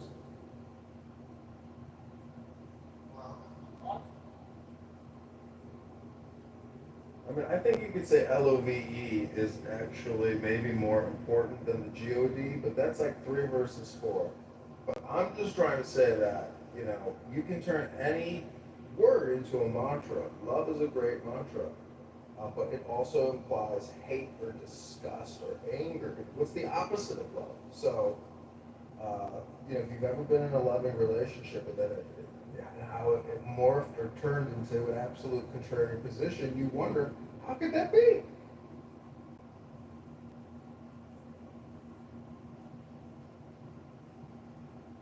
So why do people always speak about these type of topics as though there's either one or the other? Like, have you ever heard of indifference? Indifference? Right. So what does indifference mean? It means agnosticism, which means you don't have a definitive position. You're not all or nothing. You're not going to die on a hill for your position. That's what a lot of people on this app do. And it's road raging, really. Right, and that's my whole point. I feel like people don't exploit the existence of indifference enough. You know, there's some shit on this app that, you know, yeah, many of my Republican counterparts care about. And a lot of those things I don't really give a shit about. Doesn't affect me, don't care. You know, that's between you and whoever it is that you're doing it with. I don't care. But people don't allow people to be indifferent. You either have to be on one side or you have to be on the other. You can't just remain indifferent. And when you remain indifferent, you have people on both sides casting aspersions on your character, trying to create you in the identity of the opposite side of their beliefs, in a way that is disingenuous from your position as being indifferent. Define indifferent about the way they do life. Well, like, you could be attentive and aware without having made a choice in that dichotomy that you set forth, right? You don't have to be ignorant or indifferent. You can be attentive and aware and not in a dual mindset all the time. You can be in a non-dual mindset, but aware and attentive. Okay, so let's look at the history of this app, and let's look at different topics where people were not allowed to be indifferent. COVID.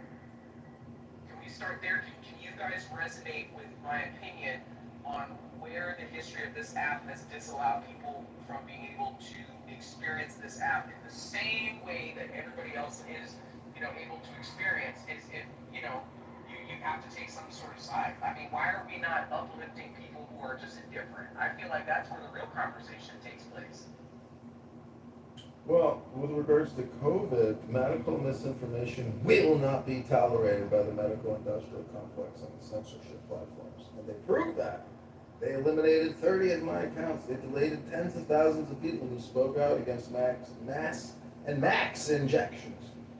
Oh, but they're not done with it yet. The other day, we changed the title to what was worse, vaccinations or the disease. And that was the only room within the last week that got shadow banned. So, just putting those words in the title in 2025 is a problem. Yeah, on YouTube, they have a medical misinformation policy. You can't talk about. There are verboten topics that you can't talk about because you don't agree with the health outcomes of what Pfizer, Moderna, J&J, and 10 other big pharma distributors and doctors tell you is good for your health. I asked Grok today, what are the 10 health benefits of getting the COVID-19 vaccines? It's really interesting. And then I asked, give me the contrarian position to all the bullet points you just gave me. And sure enough, Grok will give me the alternative positions. But the first response is always the consensus, never the contrarian position. So I asked Grok, for all future questions, also give me the contrarian alternative position to whatever your answer is, and please save that setting. So hopefully my AI chatbot, Grok, will always remember my preferred settings.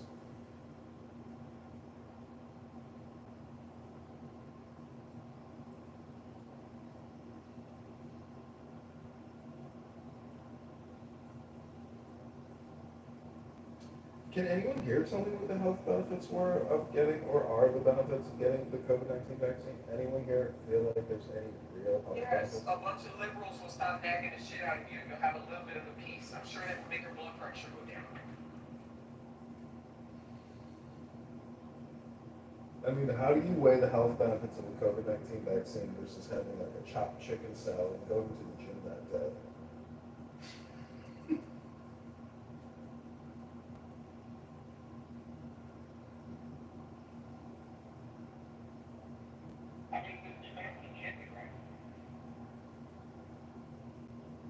So what, anyone here know what a solipsist is?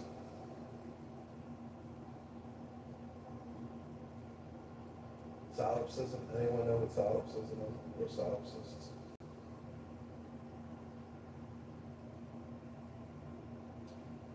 Well, I've heard it said that a solipsist believes that nothing really exists outside of his mind.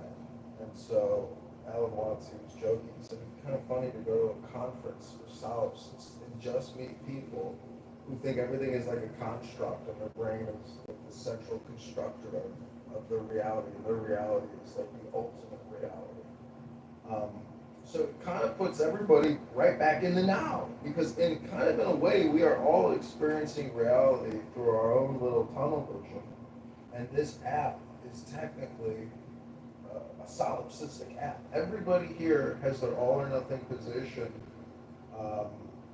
That's why I say, like, is a future communication, event horizon on the bill? Is it in the future? Is there going to be, like, because when you look at all this technology, in a way, it's just like fascination spam. How can we, create a new moth to, flame with a moth? Like, there's no real innovation happening. Like, IQ is going down.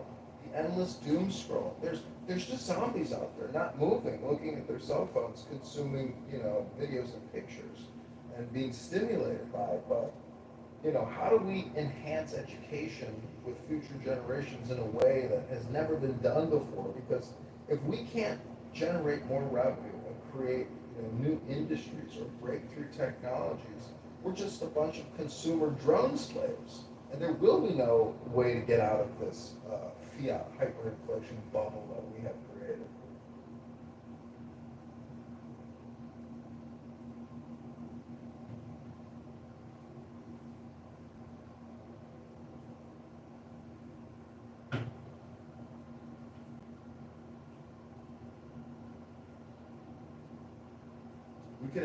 We could ask Caleb down there, what does the Toyota say about economic development? Because I don't think relying on a debt jubilee to essentially consolidate or have a new meeting of the minds with regards to the accounting, the numbers, the responsibilities. I don't think that's going to happen.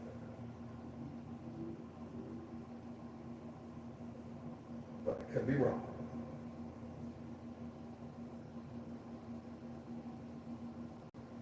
That could be a heck of a. What do you think about that? Do you think it's a good thing when bankers, lawyers, and judges forgive that?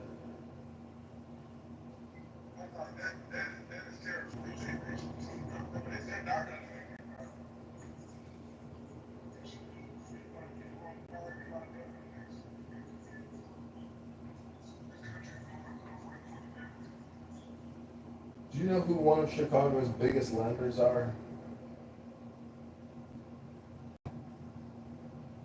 Who manages Chicago's $50 billion in debt?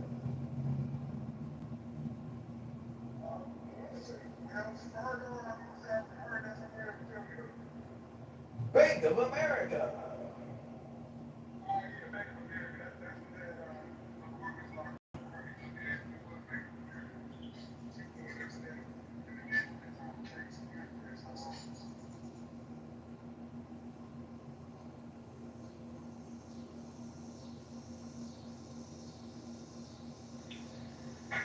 Did they get rid of Tiffany Hayter yet?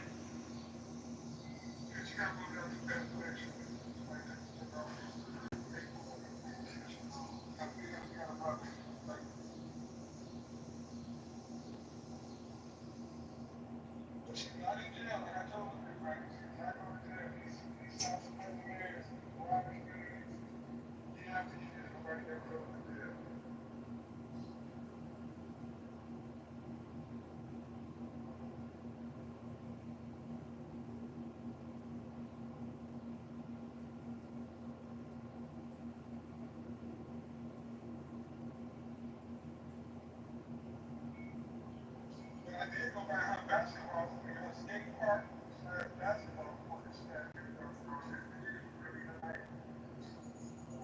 I actually was at the beginning when I went there to research what you got off and I guess she did something, she did something. What would be a bigger gift, to your constituents? Cutting their tax rate by 50% for their income and their property, or building that skate park?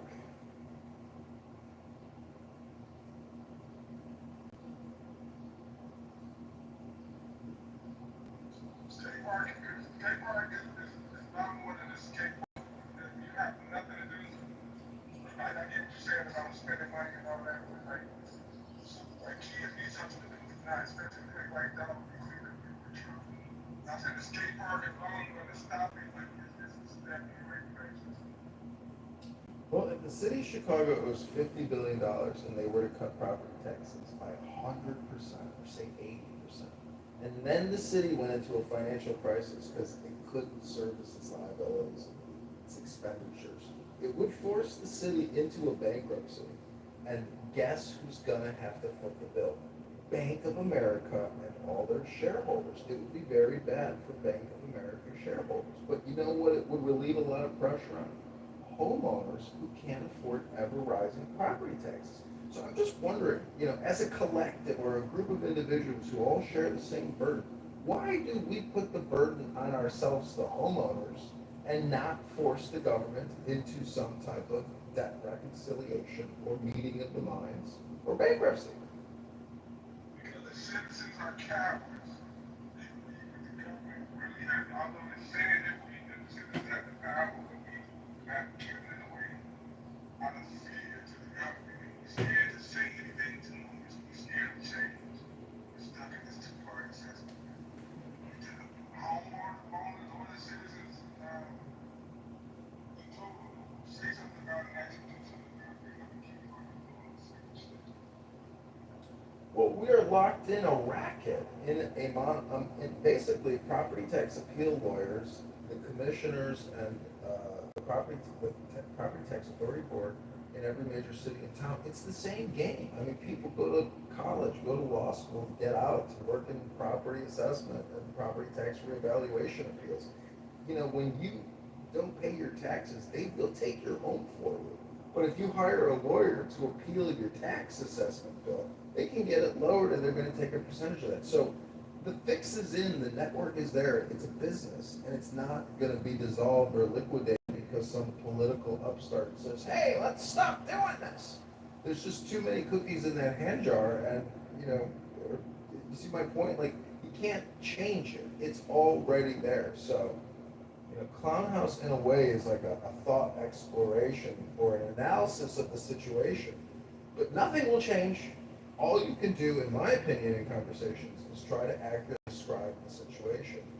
And that's why I said to my mom, I was like, Mom, we should have a show called Let's Complain About Everything and be as cheap as possible.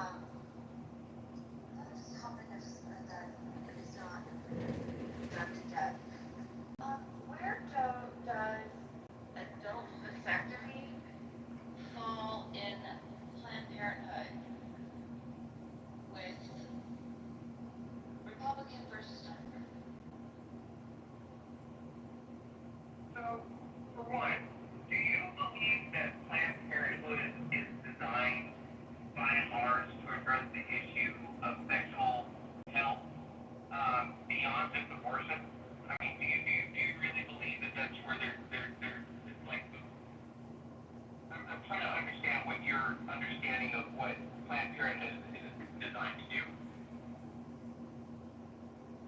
I'm trying to understand, I'm trying to understand like where you think it needs to fall under, whatever people's opinions are, what their understanding is of it, if it's effective, how young, how old. Why are vasectomies a topic of interest for you? And is this the type of question that an AI chatbot would be better suited to give us a more accurate response?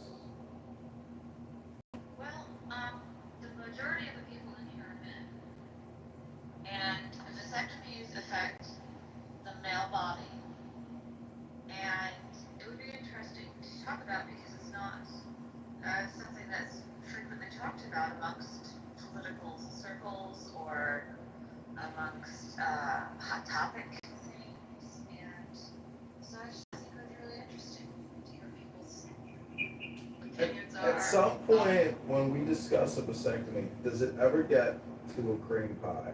And I ask that with a grain of salt because technically, if you get a vasectomy as a man and you want a cream pie, I'm not trying to be crude here. I'm just saying, is that why men get a vasectomy? John.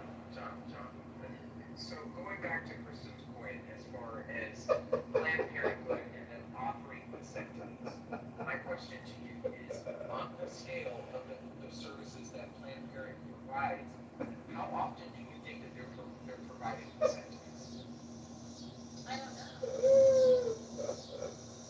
Let me ask If Grok. they're providing a significant amount of vasectomies, I'm telling you, their business model would be highly flawed in the nature of why they're designed to be there. And I'm being very honest with you, Kristen.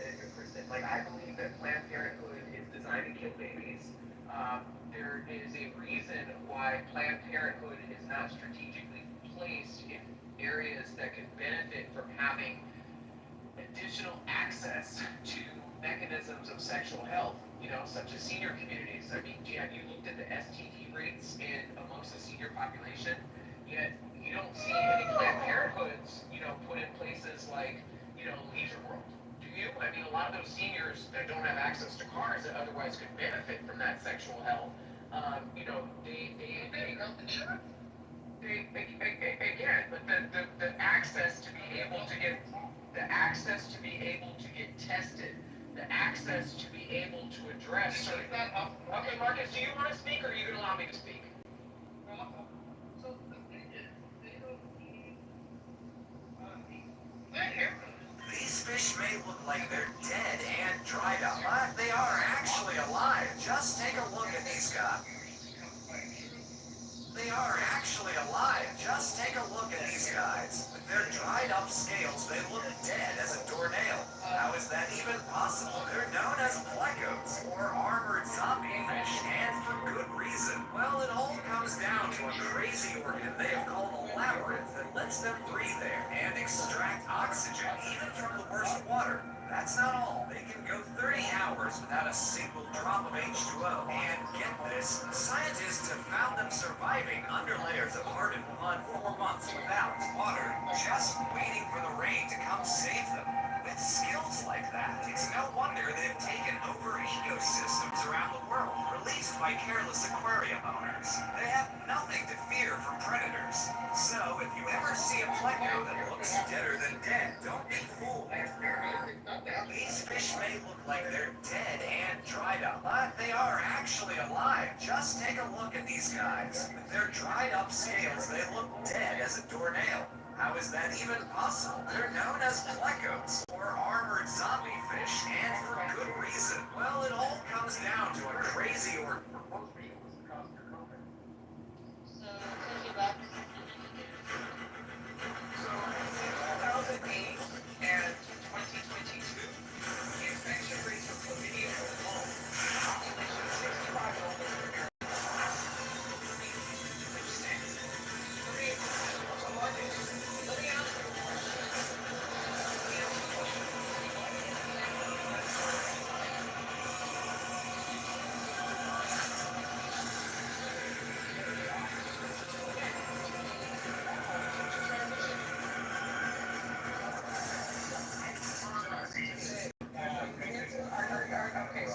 we're having a problem where my audio is not reaching your ears and you're not hearing us. Here's what my friend said. She's got a room. So again, I'm going to finish my question. I'm going to finish my question, Mike. I'm going to finish my question. So what basis do you have to say Planned Parenthood is designed to specifically meet the needs of women?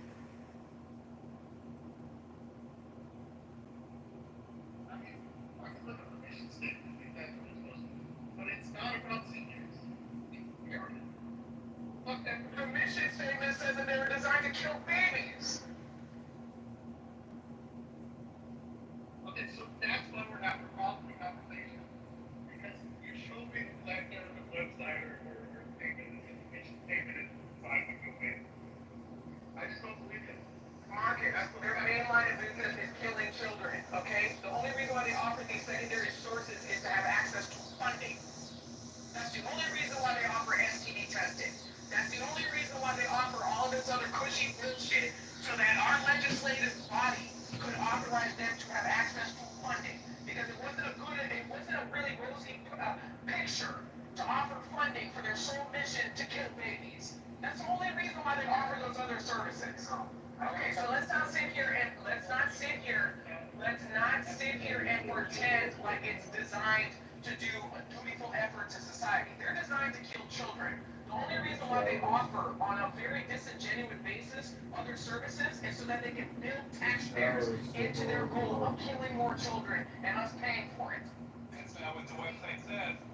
Yeah, but the more you get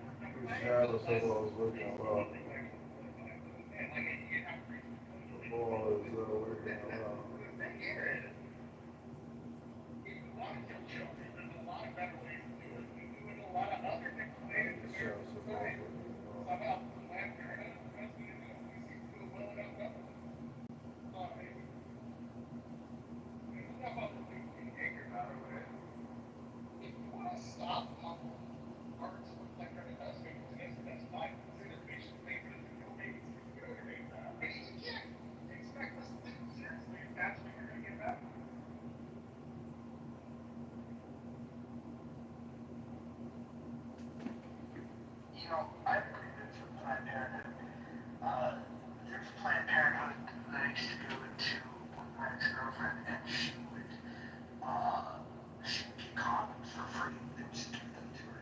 And then they're right on the counter. And then I attempted to grab them, and they wanted to sell them to me. So I think that is something that should be prohibited by law.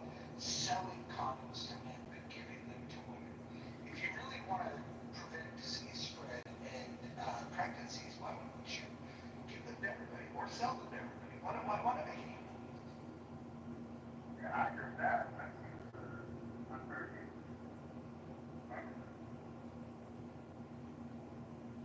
That wasn't very expensive. It was like $5 for $1, and then you'd always make the mistake of grabbing like the gold coin one that's not lubricated. Like it's very useless. It's cool to have it, but yeah.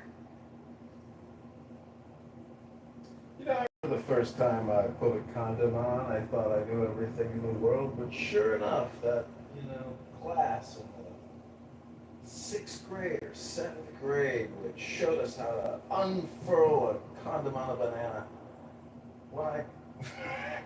When the first opportunity I had to make love to a beautiful woman on a beach in the Pacific, and it was the first time I ever made love, sure enough, I unfurled that condom first, prior to putting it on my banana. And it turns out it's very difficult to put a prophylactic on your schmeckle when it's already been unfurled.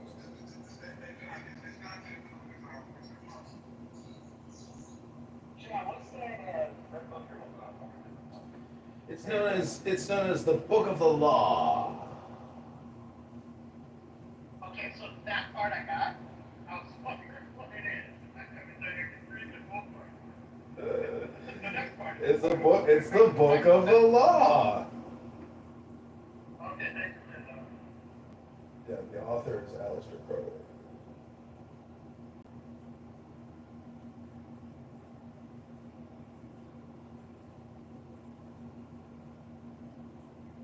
I mean, I think America is aborting itself by doing this reckless spending. I mean, that's what, people who generally get an abortion, they got financial problems, they got debt problems. And America is aborting itself and essentially bankrupting its currency and bankrupting its morality and ethics and virtue. I mean, we don't need our knights rushing over our perimeter to go fight narco-terrorists in Mexico or in Colombia or Venezuela and killing our youth engaged in combat and warfare against well-armed narco-terrorists. That is an abortion of our future security. I mean, I wish there was some type of group, not group think, because that's negative, but I mean, how do we optimally play this game as, American-loving patriots, as opposed to these phony deep state patriots that want to see Donald Trump, die or prematurely lose his presidency? There's a lot of people out there that aren't rooting for the team. So,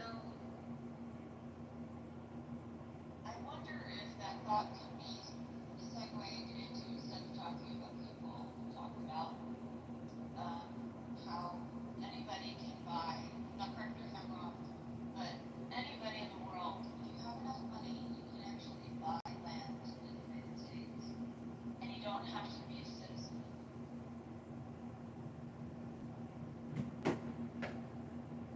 Yeah, that happens all the time. So that kind of scares me, because the poorer that the United States has become, citizens of the United States, the more difficult it is to buy property, to buy land. It's no longer owned by citizens of the United States. So what does that mean?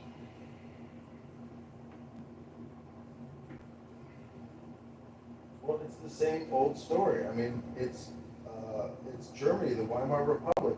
All the money that was printed up for war reparations at the Versailles Treaty came flooding back into Germany. And sure enough, the price of bread went up to the price of a barrel of Russian marks or German, paper. So, I mean, isn't that the fear that all of our borrowing and all the U.S. dollars overseas will come flooding back in and buy up everything we have? That's what was estimated in the 80s with the Japanese and their booming economy.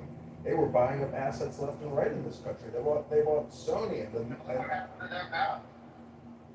they're doing, I mean, it's hard. I don't think you can, well, they're still a very wealthy nation and a great people. We have huge cultural education issues in this country, which I don't think the Japanese in their, society have to deal with. But anyways, I mean, I don't think it's You know, like Japanese politics, if you look at the Sensei right now, the party in it, it's the exact same. I mean, literally their slogan is Japan first, and they use the word first being like it's basically the same thing America went through a few years ago. But if you look at the Japanese economy is, like especially compared to the 80s, it's night and day. The billionaires go the Gold Coast in Hawaii, in the summer, like, which, okay, maybe that's not the best example, but the daily, the salary for many jobs in Japan hasn't even gone up. So, they're not doing very well. Stagflation. But Marcus, they don't have the Federal Reserve at $37 trillion in debt.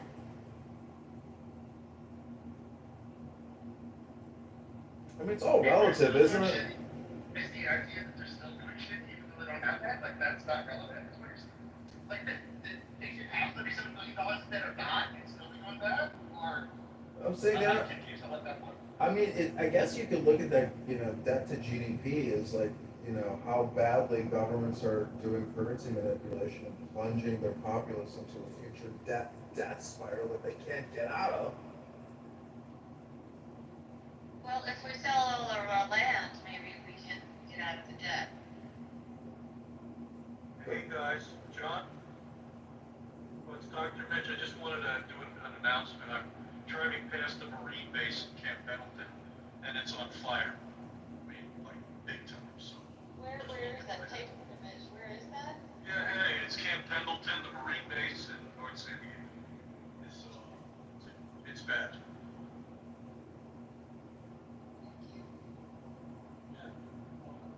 Yeah, Saying this is not a brush fire. You know what else sucks? When a soldier decides to shoot at everybody, and then unarmed soldiers have to tackle a shooter who's got a beard, and then the soldiers tackling the shooter have beards as well.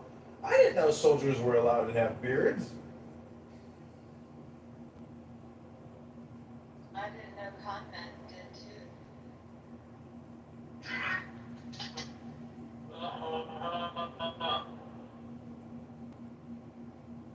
I mean, Dr. Mitch, what would you do if you were president, king, or emperor of the United States? What would you do for your people?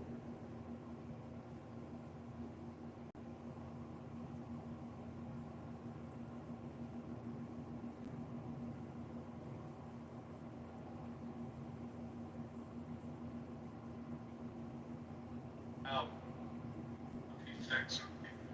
So, a lot of game plan, where does it lead us? Because right now, most of the paths lead to, elimination of the human race. So, to the extermination level of this.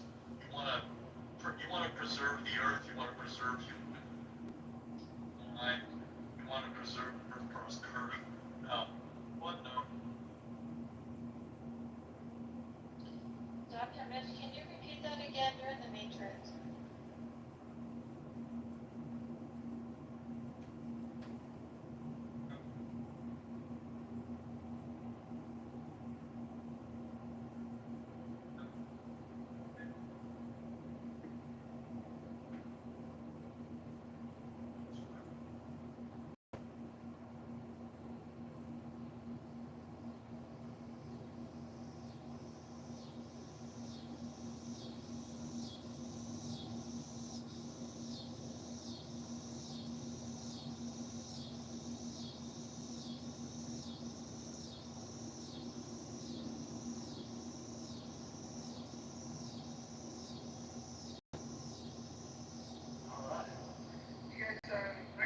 Surprised at the survey results, the poll of ones of you that haven't seen it, haven't responded. There is a poll posted from what's on abortion.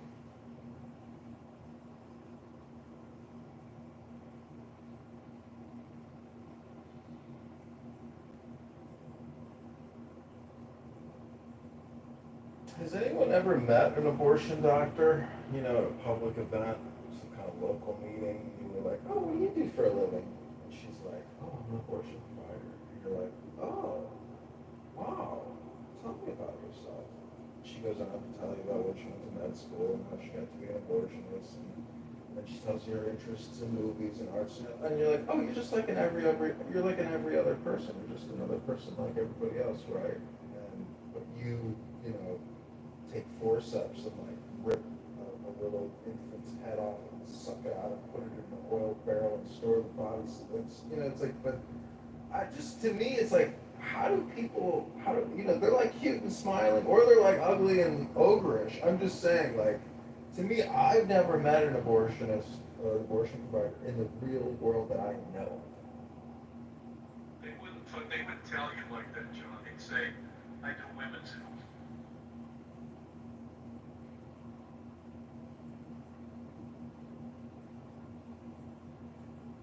Nobody's gonna come out and say I'm an abortionist. How do you get over, I'm kind of OCD, I use baby wipes, I like to shower daily, I brush, I floss, I use, a water pick.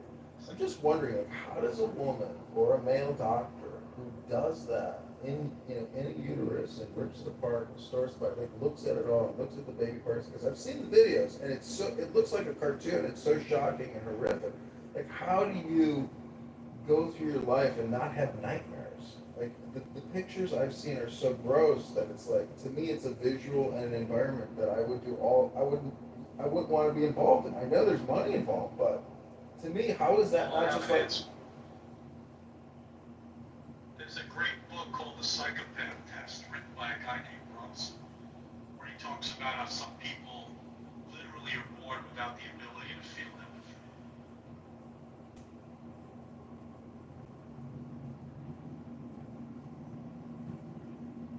Yeah, I don't even like picking up dog poop on my front lawn. I don't know how people manage to dispose of baby parts. So it looks like vasectomies are not offered at planned clinics.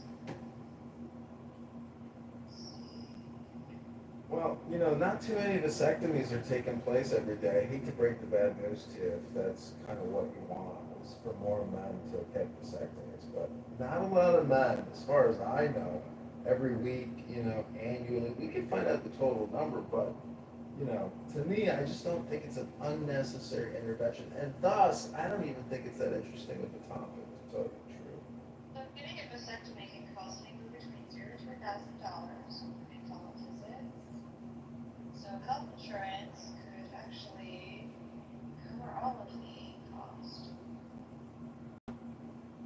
Well, the great thing about a man is we don't have these things called birth control pills, which don't destroy our bodies and give us, you know, clot shots. It's like a clot shot, basically. It's a stroke. A lot of people stroke out on birth control. I wonder if we should prevent birth control and legislate, you know, and de-escalate birth control consumption in this country because of the negative health ramifications of taking all those estrogen pills and birth control pills and epinephrine. You know, vasectomies are about 6 times cheaper than female sterilization.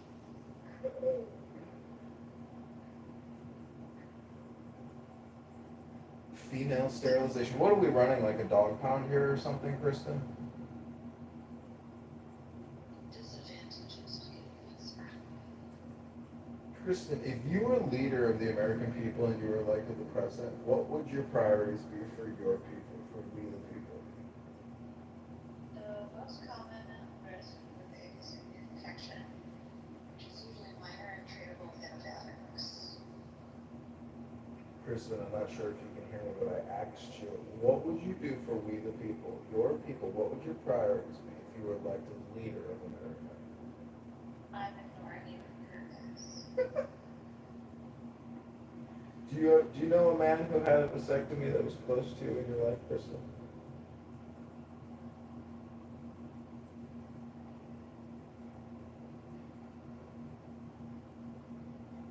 What disqualifies you from the vasectomy? Ongoing pain in the testicles or testicular disease? Do you think it's wrong for a man to cream pie a woman, tell her he loves her, even though he's had a vasectomy and says, I want to have kids with you and want you to go love with my life, will you marry me? But secretly he's been vasectomized. And do you think it's immoral? You can get a cost of a vasectomy and Planned Parenthood can vary depending on factors such as location, insurance. But I went to the Planned Parenthood site and it didn't say anything about vasectomies.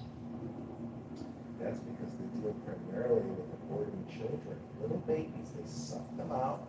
They use a Da Vinci machine. They use forceps and scissors, and they just rip that little baby right out of that uterus. I'm kind of thinking that if somebody had a vasectomy, there would be problems.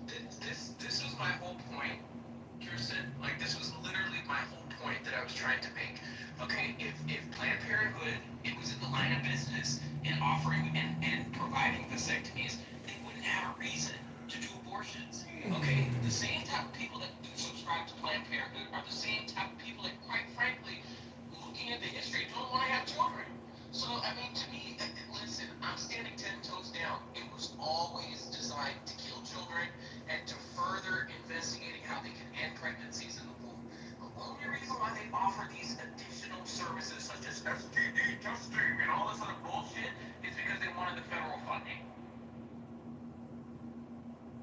This is the weirdest conversation ever.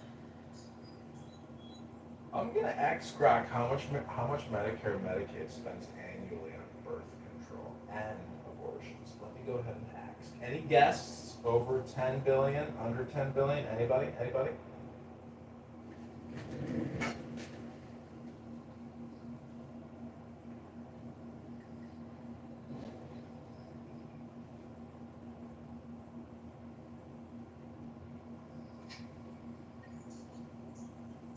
Why advocate for safety? She hasn't even gotten to the chemical castration part. Vasectomy would be kind. I think she also probably endorses chemical castration.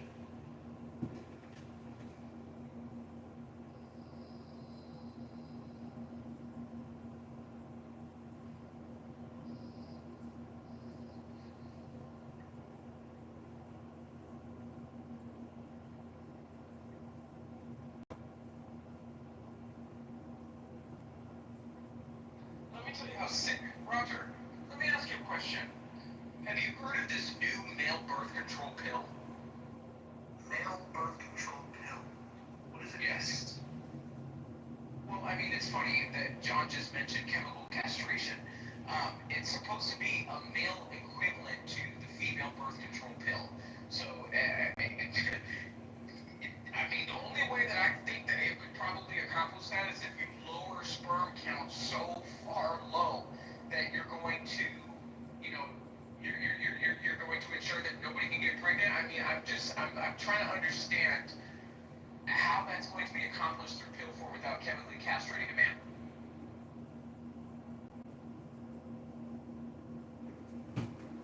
And you wanted me to answer this question? Well, don't forget, Plan B is a chemical castration, but that would be medical misinformation if you say that, so you can't. Therefore, mifepristone is not a chemical castration. It doesn't cause women to become infertile. That is misinformation. It's an abortifacient.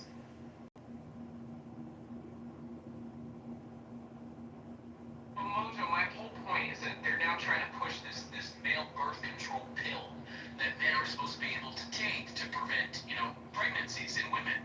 So I'm trying to understand how they're medically able to accomplish that without chemically castrating somebody or significantly lowering their sperm count. I don't know if this is a problem. My understanding is that men are having less and less sex. I'm not even concerned about this. Men are having.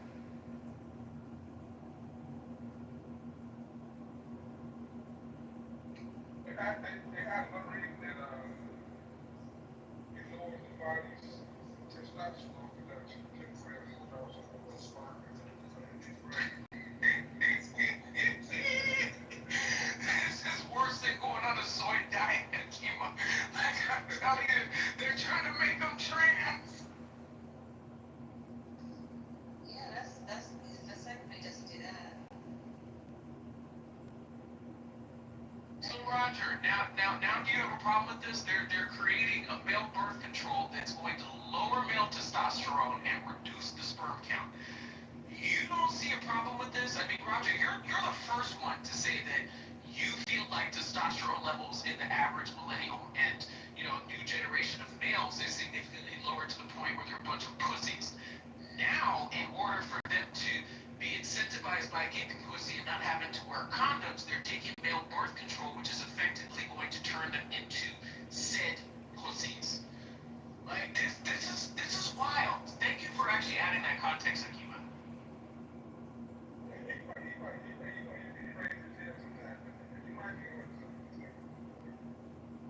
testosterone production temporarily. Everybody knows it's temporarily, what you keep using becomes permanent. You see what I'm saying? If you suppress so long, it's definitely permanent. My whole problem would be when the person decides to take it. If you decide to take it, that's just a you problem. I don't think they should make it because they got a right to the person that takes it. I mean, the right to force you to do shit like that. And that's where the vasectomy is perhaps more of an option, because there's no chemical stuff going on that lowers testosterone. And the success rates are generally higher than when they're in reversal, when it is done within 10 years of the original mistake. Fascinating, Kristen.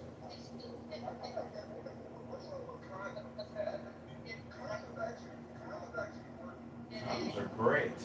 I love good condoms. You can get a vasectomy reversal within, like, after 10 years. Wow. Okay, Kristen, listen to this Grok question. Hey Grok, how much does Medicare and Medicaid spend annually on vasectomy, abortions, and birth control? This is Grok's response. Medicare does not cover vasectomies or elective abortions, only hide exceptions, negligible spending. Birth control covered under Part D, no specific annual figure, but total Part D spending annually is $130 billion. That's just on birth control. This is Medicaid. Covers vasectomies and birth control as family planning. $2 billion estimated total in recent years. And abortions limited, states spent $71 million murdering babies in 2015.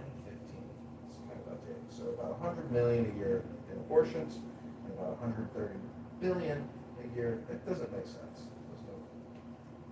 Anyways, the number about birth control is shocking. Nobody could guess it was about $130 billion a year in pills for young women that want to fuck without a condom.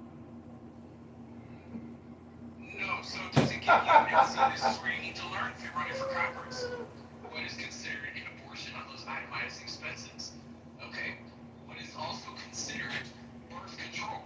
Because in these people's sick, deranged mind, they could be patting the books and considering early-term abortions as birth control and late-term abortions as abortions. I agree. My previous research is that we spend $1 billion a month and murder about 80, I think it was 60,000 to 80,000 babies a month in the United States. So it's a $12 billion a year program to murder about 1 million people a year in this country.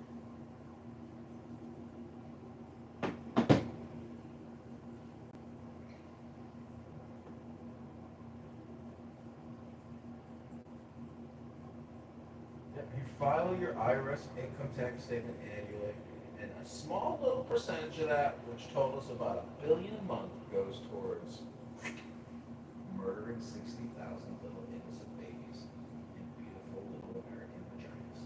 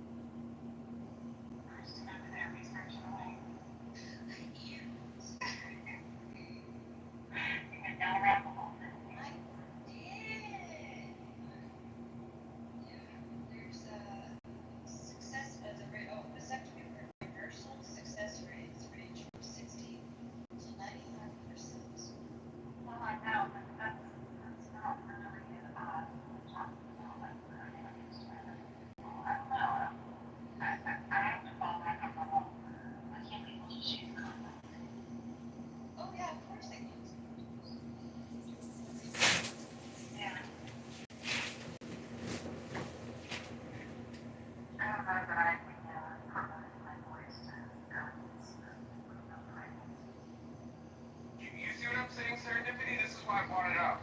Okay? Because it's going to create bigger social problems and biological problems or biochemical problems for a lot of young men. A lot of young men are going to be sold a bag of goods, and a lot of young ladies in taking that early freaking birth control that gave a lot of women cancer and freaking gave them weight problems and shit like that, and they're going to lower the testosterone of young men. That is why they're doing this.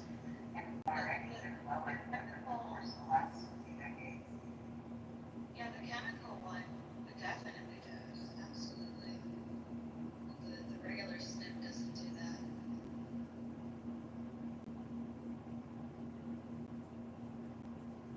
Hey Adam, what is your position on rape, incest, what's mother and nature?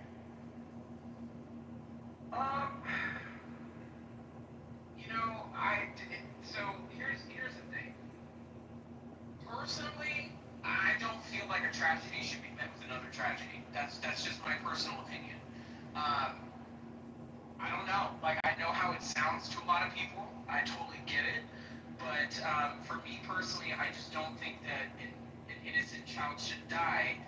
as a result of being the incident of a horrible, horrible, horrible tragedy, whether it's incest or, whether it's the unfortunate, assault. But again, that's not necessarily my choice to make. But if I agree with the exceptions to it, I don't. I just don't. Yeah, what about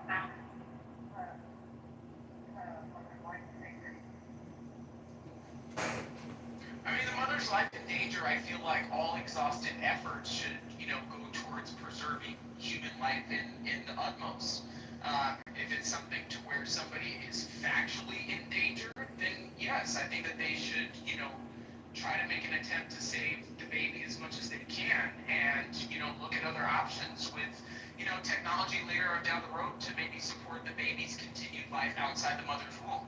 I'm willing to compromise in that regard, but I just don't believe that. I just believe that we're just too sensitized of just ending life in the form of the most precious beings in society with with just this just didn't work, let's just kill it. Like I can't get on board with that.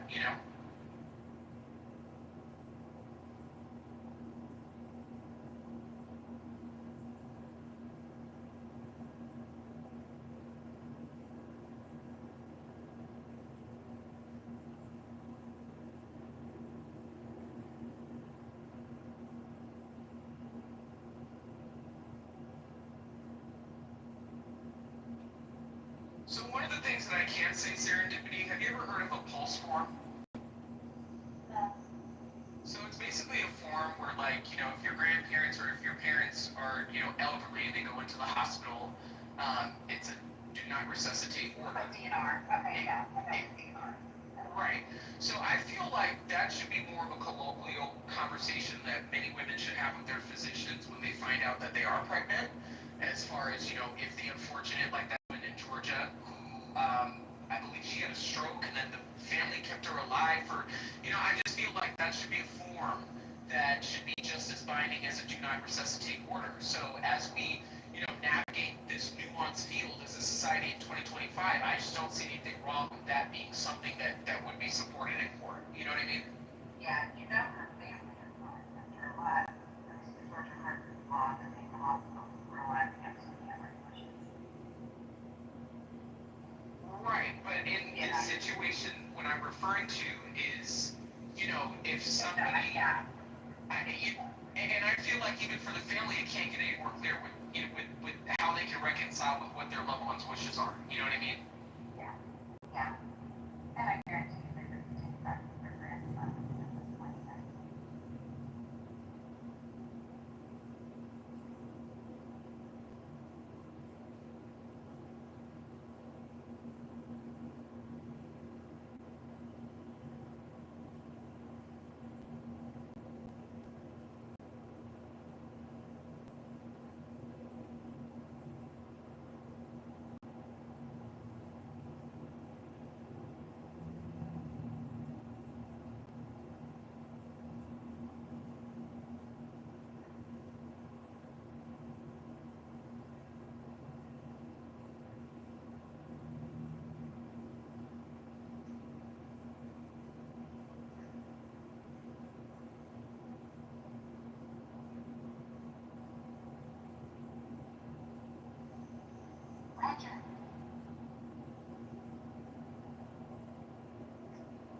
What's up?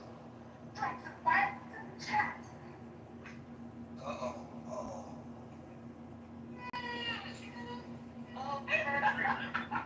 Oh, Purge guy. He's back.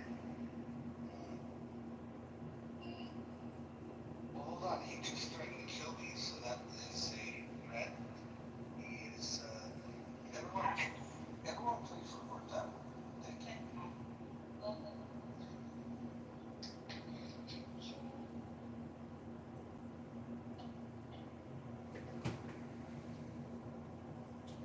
Okay, this is the latest Grok query. Hey Grok, how many Americans have been aborted since 1960, and how much has the U.S. government spent on abortions?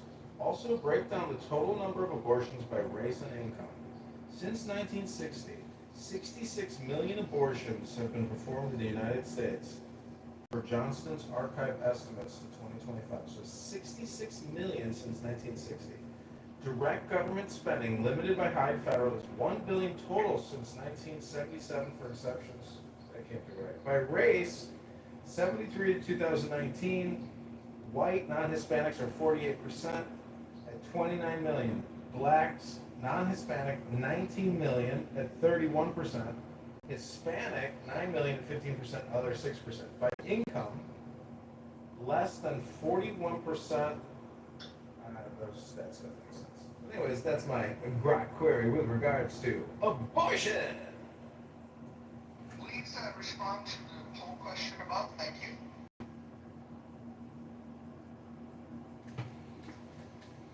No, wait, no, but what if it's all the answers?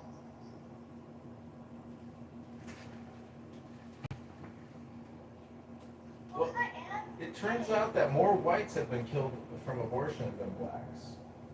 And can you explain to me how a woman needs to choose in black genocide could all be true at the same time?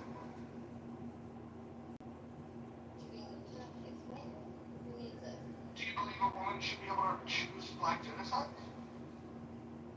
No, I believe that women should be able to choose if they want someone to live or not. That includes the fetus in her stomach. That includes her neighbor. That includes someone she dislikes. Yeah. Am I wrong? Hold on. My dogs are getting crazy. I think there's a point where the first option in the shoe home am I right is the one that choose. Is that every dog? Yeah. Well, women are so choosing anything in the fucking kitchen making sandwiches. I don't think Roger's dog likes your answer. Did Roger's dog hear about the sandwiches? That's the same thing.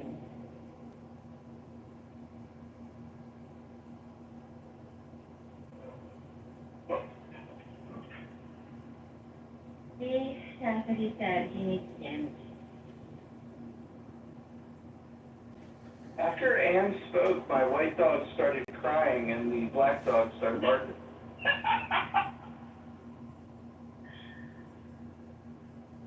wonder why.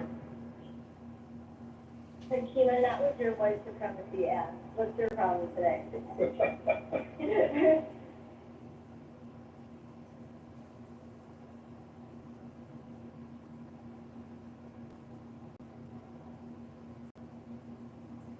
But honestly, who in here is whiter than Keelan?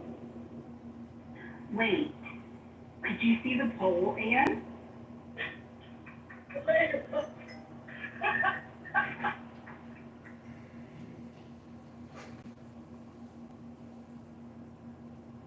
It looks like a middle finger. Fuck you to baby murder.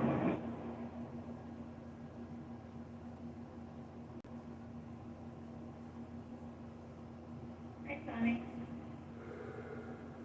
Hello. So I mean, Roger, if you kind of interpret a different finding in that data, would it be fair to say that only 15%, well, 25% now, but the majority of the room is actually opposed to abortion? Yeah, I would say the majority of the room is opposed to abortion. Like, can two things be true at the same time? Like, it's baby murder, which I agree is baby murder, but yet I told it it's still a woman's right to choose. Four things can be true at the same time. Well, I voted black genocide because I care. But like John said, more white babies been killed than black babies, so. Well, over the percentage. Oh, yeah, what's the percentage? But for when you look at square miles and the population, it's much higher for black people. And then when you look at like HIV, because I did a grant on it, it's high, the rate. Yeah, the rate for definitely is higher than the entire rate. Connie, I got a question for you. Do you support reparations for aborted black babies? If they're aborted, they can't enjoy anything. That is, you know what, I can go ahead and say, but that's really sad. Because I had the choice when I was getting ready to go to the Marine Corps, so. Well, Connie, I think it's a good question that I'm asking because you people don't seem to agree on who should get reparations. So I'm just asking if. Yeah. Well, I've always been a lone wolf. I go out and make my own. And you're lone wolf. Yeah. I make my own landmark laws, you know. I got a letter from Senator Ted Kennedy when he was out in Congress or Senate, wherever he was at. I just Ted Kennedy, okay? Yes, and he was telling me that they were going to have, they were going to revamp the healthcare system. So I'm not really worried about all this stuff. So I don't wait to see what their friends are going to say. When I want something, I go out there and make it happen. So, and people follow. You know, people follow. And then, you know, a lot of people want to be Indian chiefs, but that's the same thing to say. When you say Indian, are you picturing dogs or feathers? When I say Indian, I probably would picture feathers. I would probably picture feathers. Because I don't have a good, strong arm, especially after these last few accidents. I don't have good, strong arms. I don't do big motorics anymore.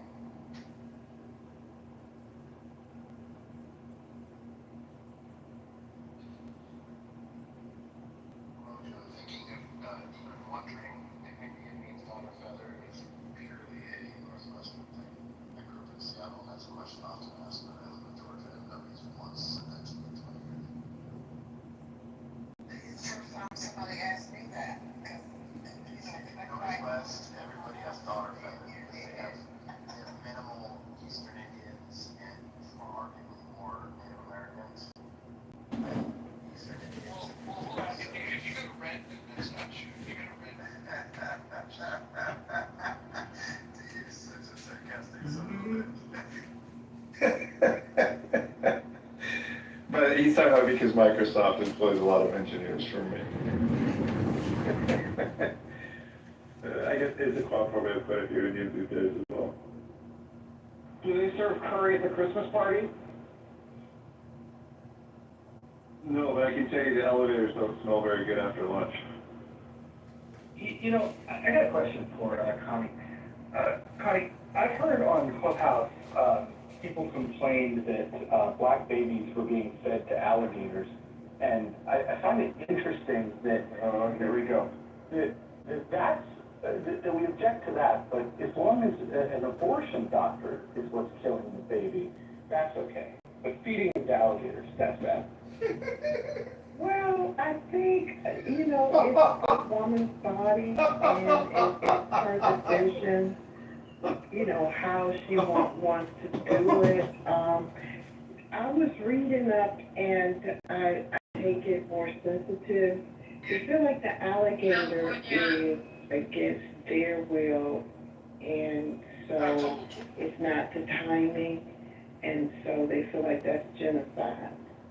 They feel like that's the only reason why some of them were exported over here. So what do you think stillborn black babies in the America? Do you think it's abortion doctors or alligators?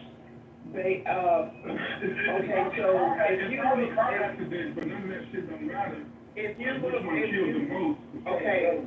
if you look, if you have to look at the time span, every black person that can claim a recent leaving of the continent of Africa 400 years ago is not like me.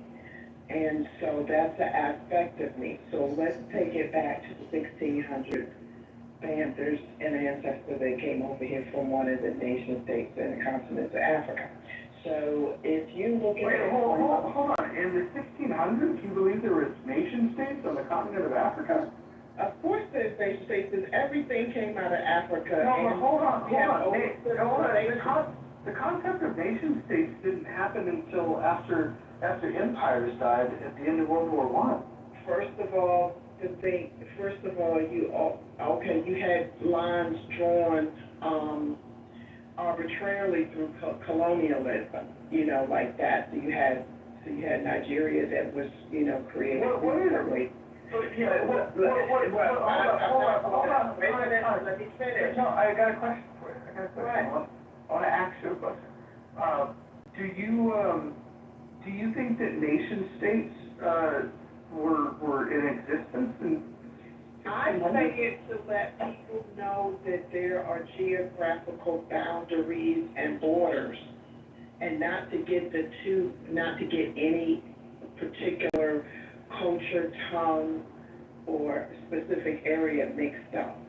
And I've seen people from Africa get upset about that. So they want you to know that, they're from Rwanda or maybe South Africa. So, so I just say that to let people know that there's borders there and, there's territories.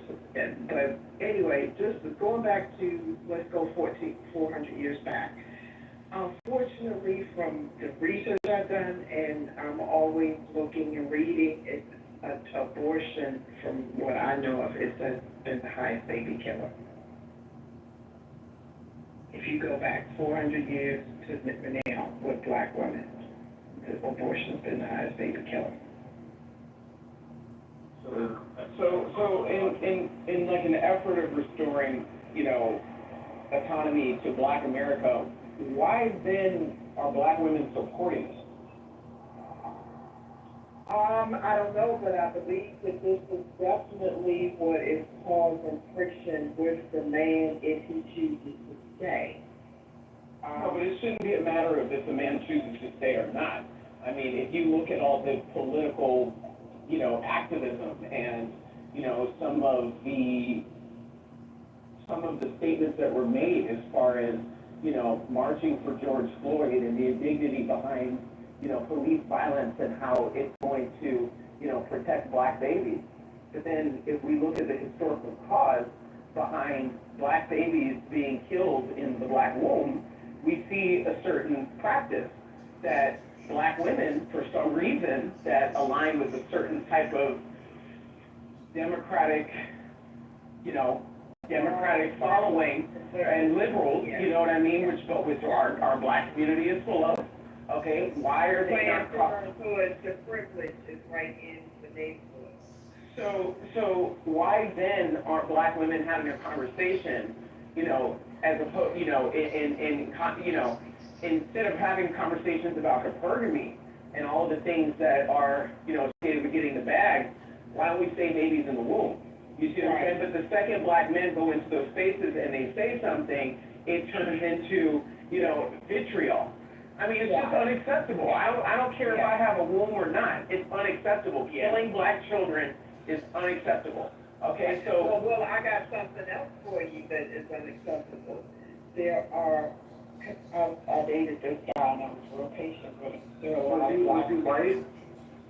Not this one. He was very dark skin. And that's how dark was it? Like your shoe dog. Your black shoe dog. Like his beard? Yeah, all of that. So look, check this out. I was patient with him. There is a great growing number of black women that hate black males. And so he said that the women that he dated, he would keep in close contact with the boys because the women, they had so much hate and fury for black males, they couldn't even turn it off with their own children. Like that. And I also heard one lady at work, she retired. She said her mother chopped up a grandson and sent him down the toilet stool. And the Wait, she chopped up a baby and put it down the toilet? Yes, that's the norm for the family, because he was a black male baby. And she said the toddler cousins was like, let's say his name is Google, Where's Boo Boo? And when we ain't seen Boo Boo. Yeah, there's a growing now. I had to even stop my own child from going over to my sister's house when she was alive. She definitely had a chip on her shoulder for a black male. You know, so it's like if they don't know you or like you or you don't grab for those heartstrings, those that don't like black girls can be evil. Yeah. Yeah, so I don't know nothing. If there's 30 million in this country, I probably would be surprised if it was 25 million that hated black male. Yeah. And It's a growing movement. And Connie, when you talk about like Southern roots, and even in places in Middle America where black people existed, how many of these women were caregivers killing people? You see what I'm saying? How many of these women were in caregiving roles, okay, nursing their sick husbands? I don't know, but my grandmother. You see what I'm saying? Phase 9. She had a phase 9. And after my grandfather died, she would talk to his ghost, and they didn't get along very well either. Yeah, and then I know, but see, a lot. I'm gonna tell you one trigger was they weren't valued, so they were expected to leave home early at 14 or 16. That was, I'm sure that was a trigger right there.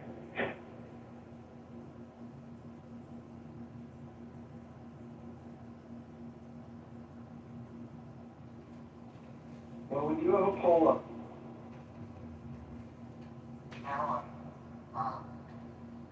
I'm finding the results interesting.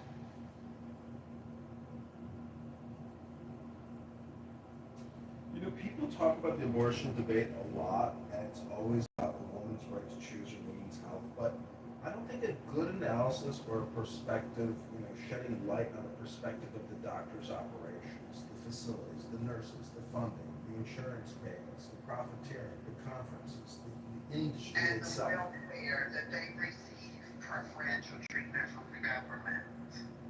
Welfare, they get just a lot of bankroll, just like, Amtrak or American Airlines. But I sat out, I was on my way to the Marine Corps, and they sat me down and said, don't rush, because if you were a dude, then you can have 8 years in the Naval Academy. And so then I started listening, like, okay, this person's on my side. And then they showed me abortion pictures, and they just go in there and poke something, and the baby just starts fighting with his arms, and then they, chop up stuff and then suck it, like that. And, they have to be very careful because it Go wrong, and then they got to bring what's left of it out of the womb, and it's just, it's so much pain, and then finish stabbing and chopping it up. But once I saw that picture, I was like, I'm not going in the Marine Corps. I'm staying home with my baby. It's terrible. But had they not shown it to me, I would have ran the risk of damaging something and never being able to have kids.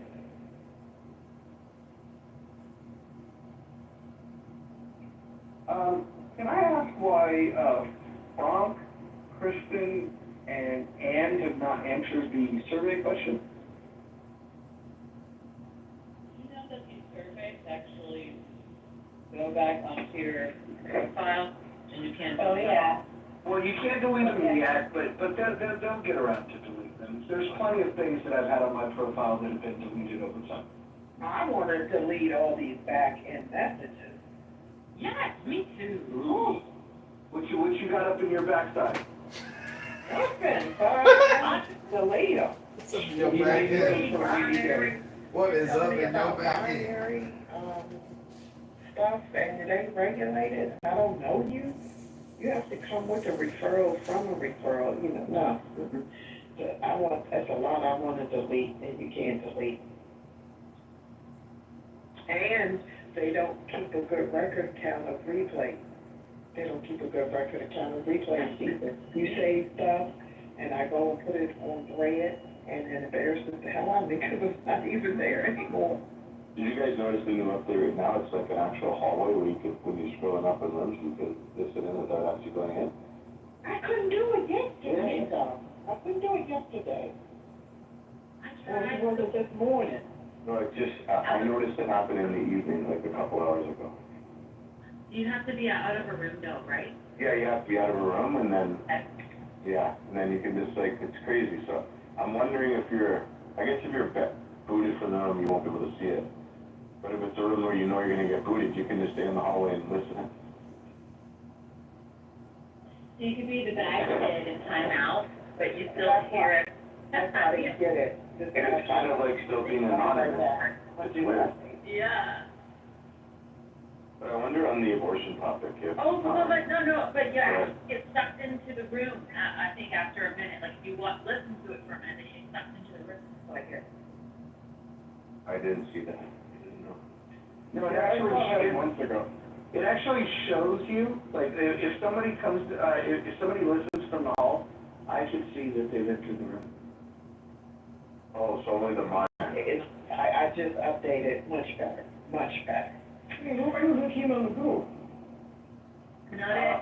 He must have, moved himself. I'd have done that. Oh, you know what I think happened? I think Hakima left the room, he went anonymous, and then went in another room, and then came back. No, I'll update my app. Yeah, I just updated it too, it's much better now. I wonder what's going on this morning. So I wonder with abortion, I have a question, and I don't want to be selfish. Do people believe a man's got no say? A lot of women do, that's why they be having problems in their relationship, he be mad about that shit. But, I believe he has to say. I think I would act like I don't because I would be looking at the money that I possibly will or won't get. That was my follow-up about the money. So Yeah. the women that don't have. But I remember I told you I had that video they showed me, and then talk about how they take their time to spend in the name of cashing up for like 8 years or more. And so I would not do abortion. I would not do it at all. I would not. But thanks to that video. That's one of my primary hang-ups about the abortion laws, is I feel like, they're very misandrous in that the financial liability, the decision to have, to not to have, falls solely with the woman, and the man doesn't have any say. Like, I feel like at least if you were gonna make abortion legal, then he should have the opportunity to opt out and not be financially responsible if she has the opportunity to opt out. And I think he should be able to say something after 6 months too. I really think he should. I think he should. But I think everything works out. What do you think he should say after 6 months? I think he should have a Because I'm kind of concerned right now. No, but I mean, we're not doing it. She can't opt out after 6 months. No, what I be trying to do at 6 months.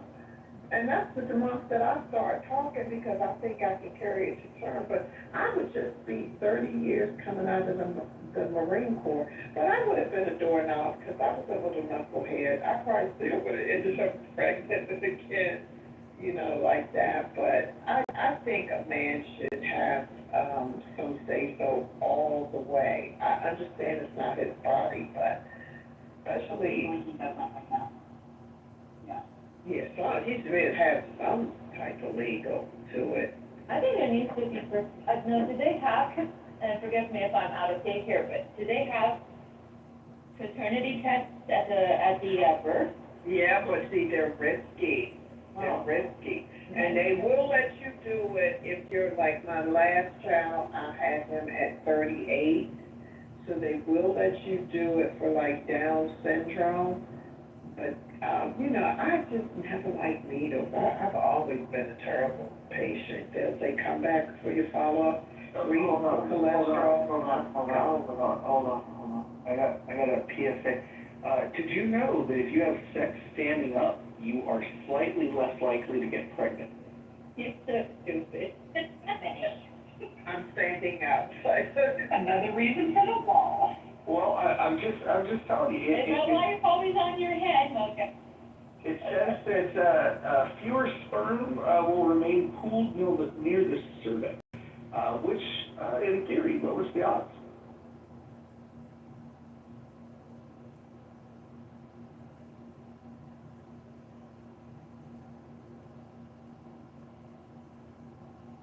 And if you're not updated the phone, or why aren't you doing the survey? No, she's being ridiculous. She thinks that if she reads and reads the terms and conditions of service that can sue Clubhouse for refusing her information. And I keep telling her every time she takes out of that box, she is still consenting because she's using the freaking app.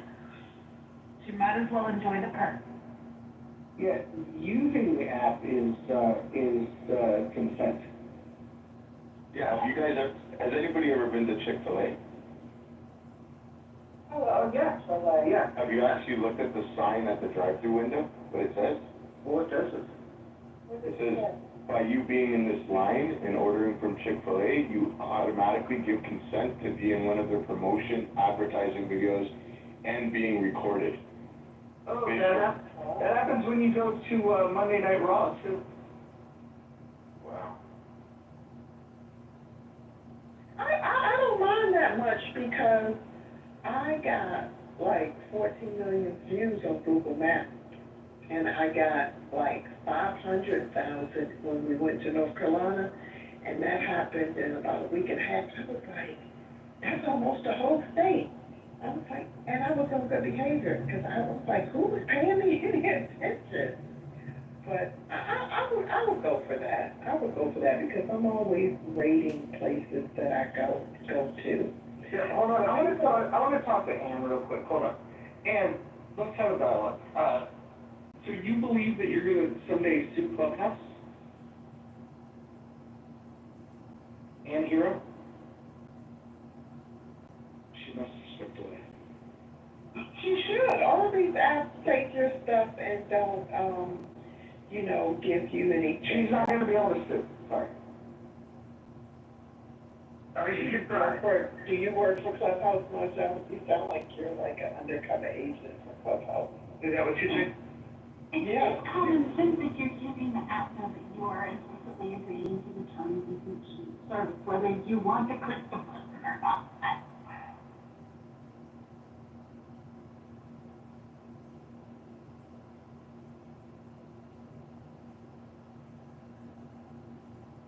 Yeah, I don't think I don't, hold on. I don't think I would make a good Clubhouse employee. Twice I've led revolts, once to Fanbase, once to Chatter. I've had an account completely deleted, and I've had this one suspended just very recently. I just don't think I would make a very good ambassador. I'm not a great brand ambassador for Clubhouse. So you're loyal to yourself, and that makes plenty of sense.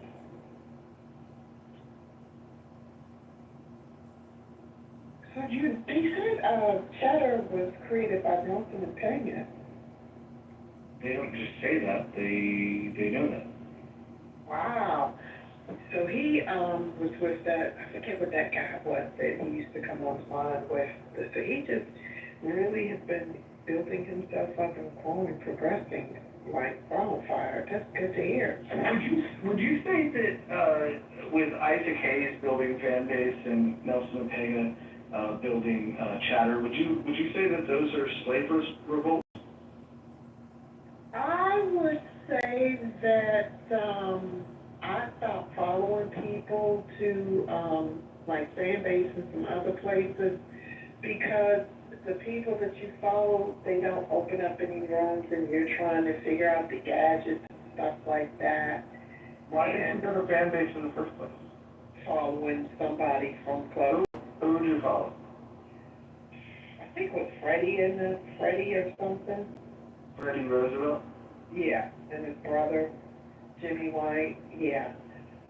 Just trying to be supportive, if you're connected with somebody or you come in there and they give you a mic, I try to be fair and supportive as for, every room that I go into. And I just stopped doing that. When people tell me about a new app, I'm like, I barely can keep up my pages, where I'm at.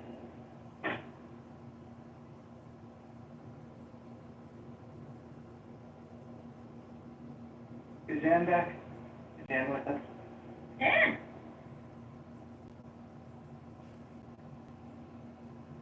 No, I think she's still gone. I'm gonna text her.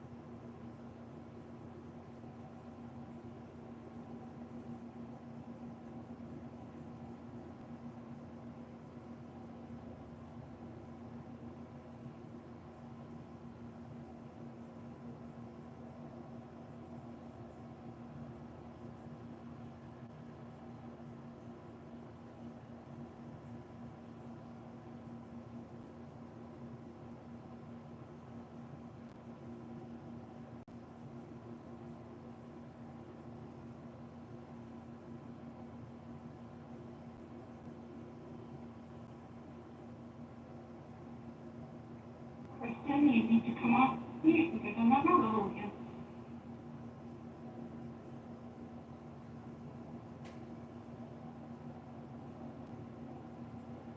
I think I'm gonna remove Frank from the stage for not voting. I mean, is what he's doing in the chat some sort of cramming? Pretty much. Frank, are you with us?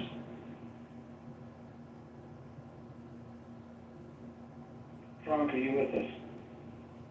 I mean, your story's on repeat.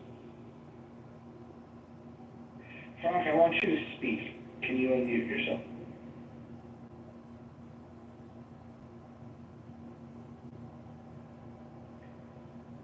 All right, I'm gonna count from 3 backwards. Oh, he's counting. 3, 2, George Michael. 1. All right, Frank. No more Frank. This is why you do is to chosen. And now he's calling you a bastard? Oh, he wouldn't do that. That would get him removed from the room. Well, he said it kind of. I don't even know what he's saying. He said Mojo is doing this bastard. I don't know. He didn't quite say it, but. He didn't quite get there. Yeah. You know what? I'm gonna bring him back up just so he can clarify what he meant. Let's see. We'll give him a second It chance. could be indicative of the fact that he doesn't speak English. No. He speaks perfect English. We've had him do full concerts. He can sing old Michael song. Yeah. I will be your preacher, teacher, give you anything. Can you Ron, can you do a George Michael tune for us? Can you do the Father whatever one?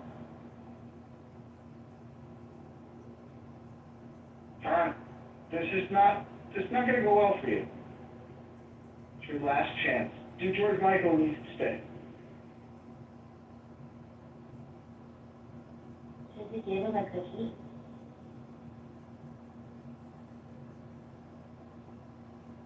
Extra iPod hours? Okay, Frank. That's for it. Back to the two you go.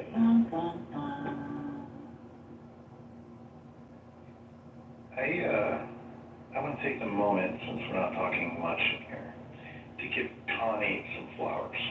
I had a conversation with my son. I live in Atlanta. My son goes to a very, very mixed school, about 50-50 black-white. And ever since my son was a little tiny kid, an infant in fact, he loved black women.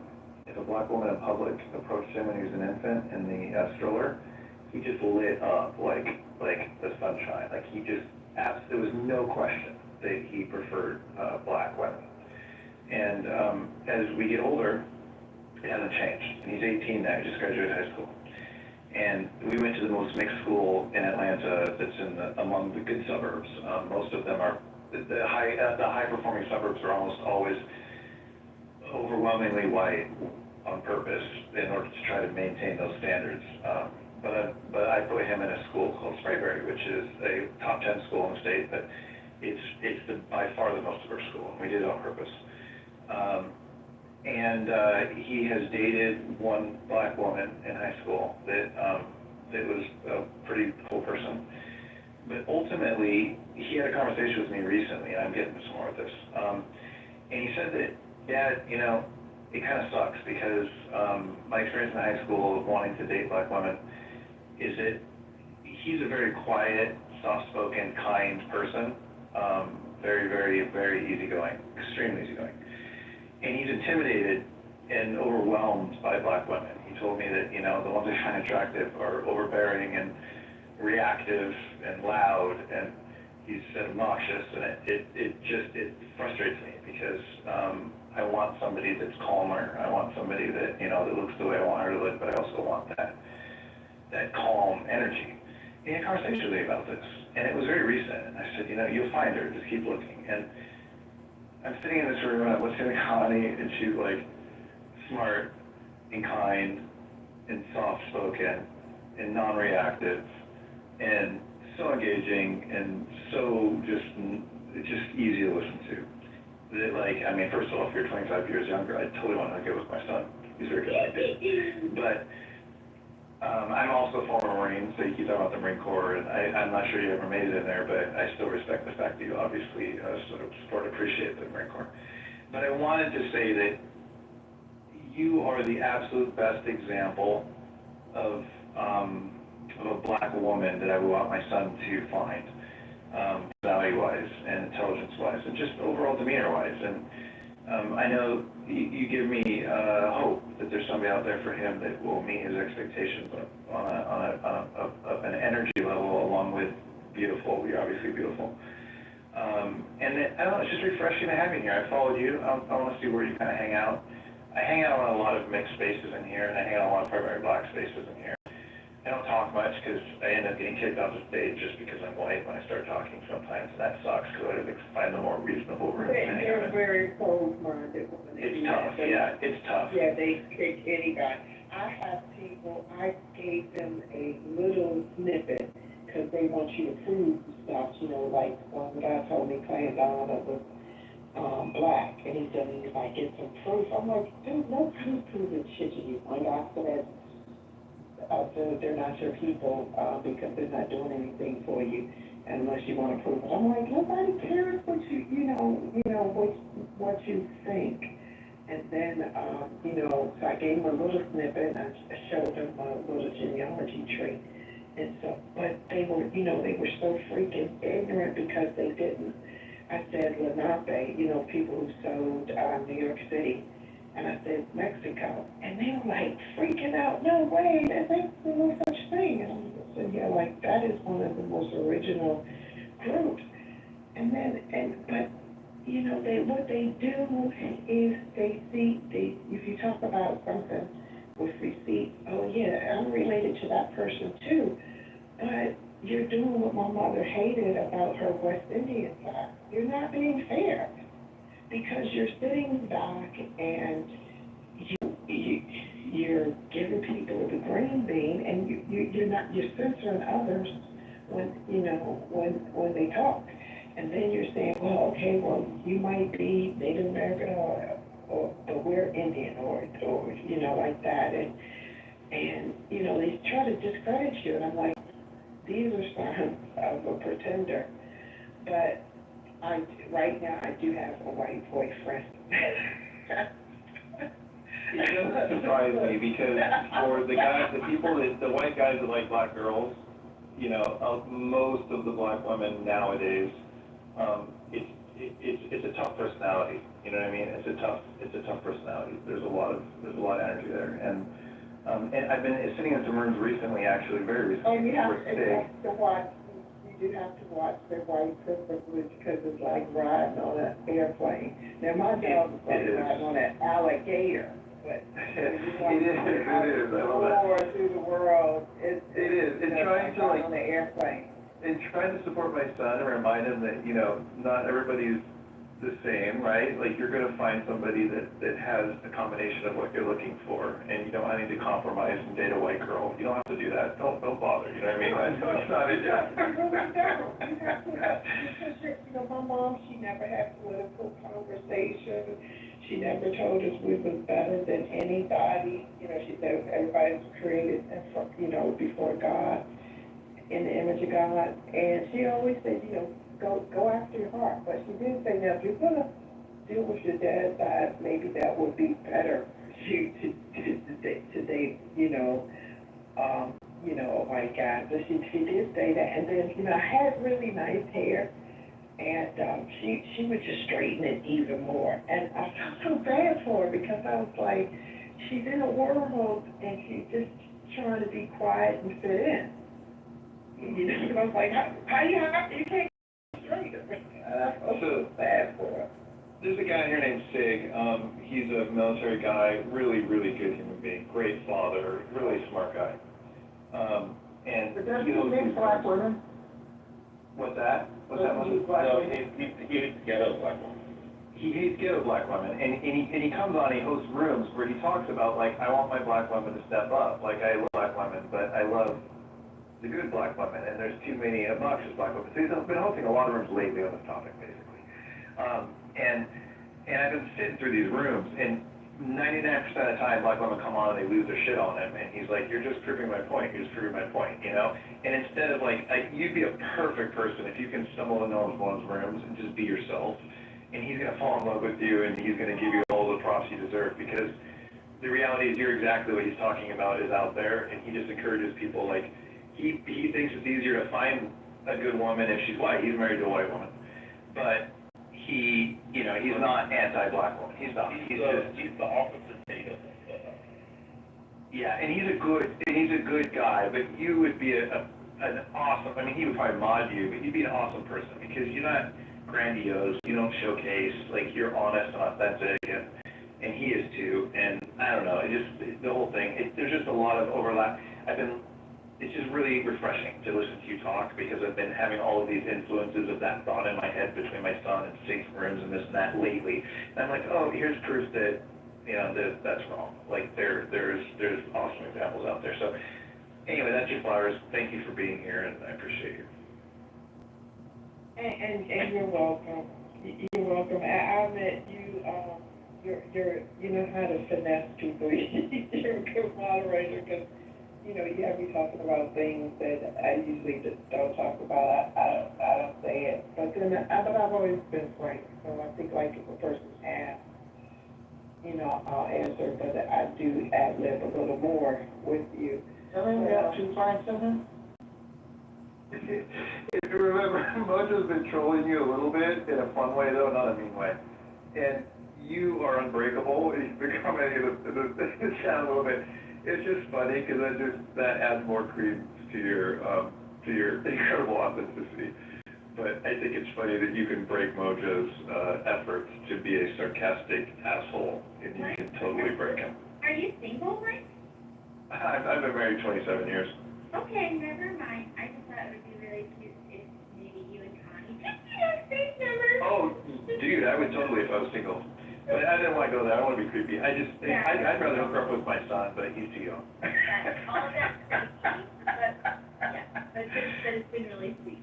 Thank you, because I'm trying to be honest without being creepy, because I don't want to sound creepy. Well, thank you. It's like walking a tightrope. It's like walking a tightrope. So thank you. I think it's really sweet that you give so much consideration of what you want for him to find for himself. Like, oh, absolutely. I mean, my wife and I have noticed since day one. We giggled, joked about it for a little bit. I wonder if, you know what I mean? And then here he is, and yes, we were right. It's not an if, it's a definite.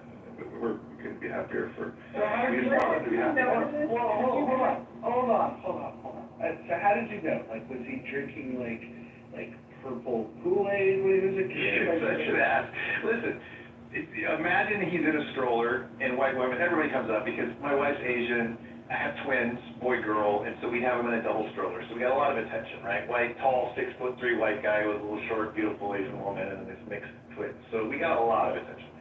Whenever white people would come up, he'd look at them like, who the hell are you? Like, you know what I mean? He was the guy that was like a little standoff. My daughter's like, hey, like human being, just woo. My son was like, I don't know about this one, right?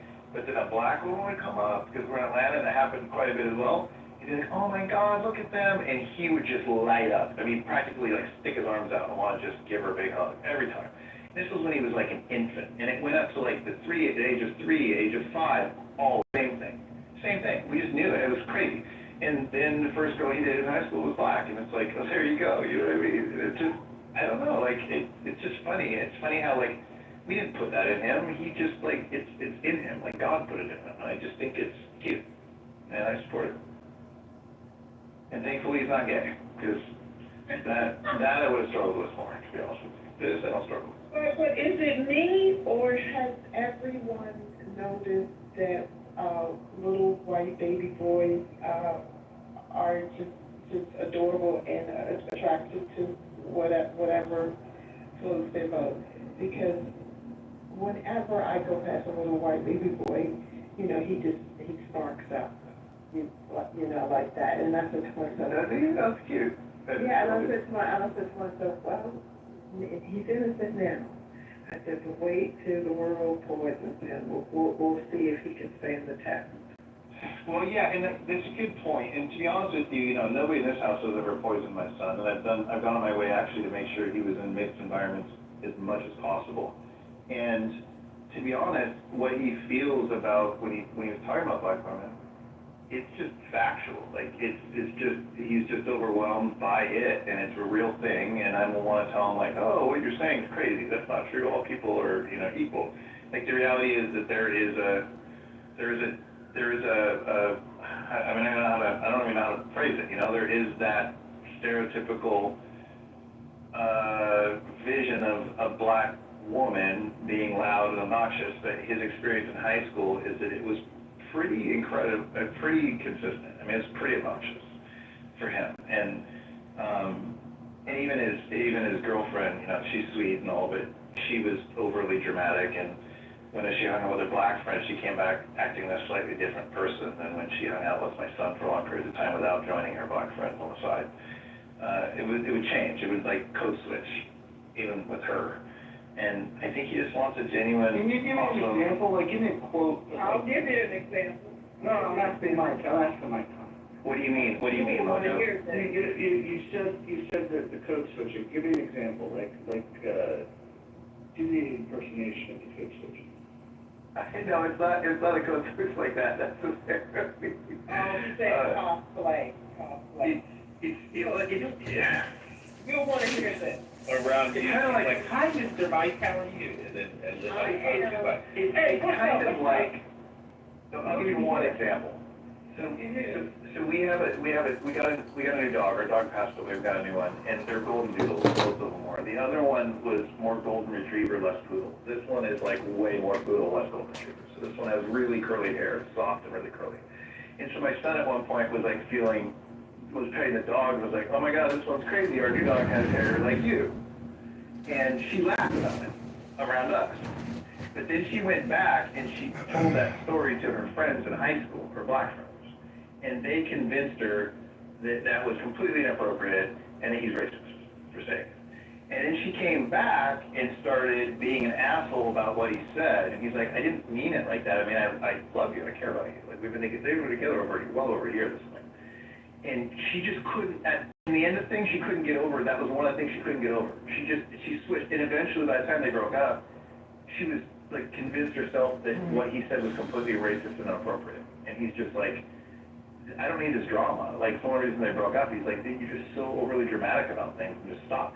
But there was a fundamental change between the way she acted genuinely in the moment versus what her friends convinced her after the fact that he was. Is that kind of like when Will Smith laughed at the joke that Chris Rock said, and then after his wife? Yes. And he exactly. Yeah. exactly. It's the same thing. She's told that. And it was really, the more time she spent around her friends after the fact, it became really problematic, and it was just bad because she started like gaslighting him about, what his intentions were when he wasn't, it wasn't his intentions at all. It was really clear. But ultimately, that wasn't the limit. There was a lot of issues like that he would it's just almost called like bumping cultures, and ultimately he couldn't bridge the gap of the cultural differential with her. Too white. He didn't need to. He didn't need to because it sounds like she didn't have values. And that's what I'm saying. Yeah, she needed to be more understanding. Yeah, right. She needed to be more fair and understanding, and there wouldn't have been that need. Right. Yeah, because we didn't have the same. My dad is 41 years older than me, and we sat down one day, and I don't tell everybody this story. We said, "What is black culture?" And then I went to the library, and I read that during slavery times in Maryland, no one could understand black culture, and they looked at how the free and the enslaved, dealt with each other, but there was a significant importance there that kept them, communicating. And so you had two people there. He's 41 years older than me. She had 900 years, and we had never seen black culture. And I said, Dad, why do white men don't openly pursue black women as much as they used to during slavery days? He said, because, when I would move furniture into white women's houses, he said the mothers said they didn't want their sons with black women that they knew about because they didn't have any manners. And I was like, that's true, because I noticed that, they're not fair, and that they don't, necessarily, like you'll say, well, I'm going to the amusement park. Why do I need to hear about the amusement park if you're not inviting me? And then another thing that happens with the culture bridge, I'm your everyday black girl until you get upset. Then you talk. We've been friends since elementary school. You talk about me even before I knew what tribe I had come from. I tell you, because she's Indian. And I'm sitting there like, with what nation? I was really young, like 18 or 20 something. So I understand what your son went through, because I get it too. They need the numbers, but at the same time, I'm on the outside. I'm not your stereotypical black girl at all. And then tell me about it when they get angry or just need to, crash out.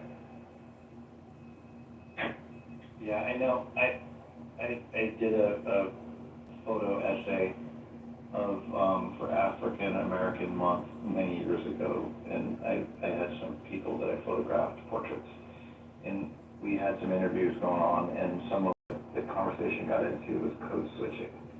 And one of the people that I was photographing, this person, Frank, keeps saying I'm racist, what a dickhead. Person I was photographing was from England, but she's black, and she had quite, a lot to say about like what her experience has been like moving to America from England, being black, and having what sounds like a white girl English accent. And how she has to code switch sometimes, and then she described me what that means in the culture, and how it's just so common, and how it's difficult because she wants to be authentic in all moments, but she feels like she can't be sometimes, and how it's a burden. I don't know, I just kind of empathized with the way she was explaining what it is, and it was something I had never really put much thought into at the time. I'm noticing a lot with social media, a lot of white guys are marrying, in America, they're marrying more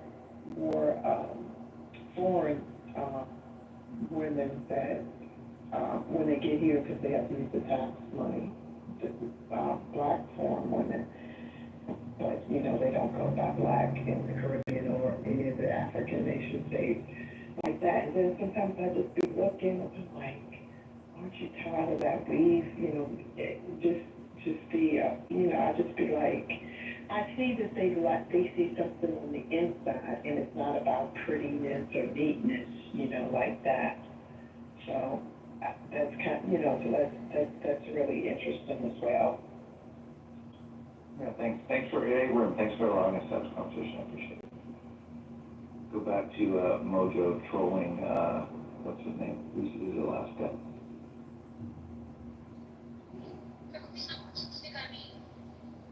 You know, I'm headed out. I did. And then who else? Somebody said you live here. Yes. Could I just advise that you never know who's listening? I would minimize the amount of personal information you share. Kristen, I'm headed out for the night. I'm just wondering, I'm not vasectomized, Kristen, but like any advice on the ladies front? You got like a great line I can use on a pretty girl tonight?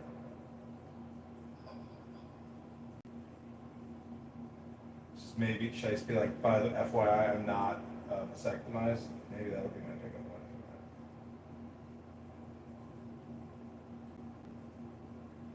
You know, I was thinking, is war technically just a late-term abortion?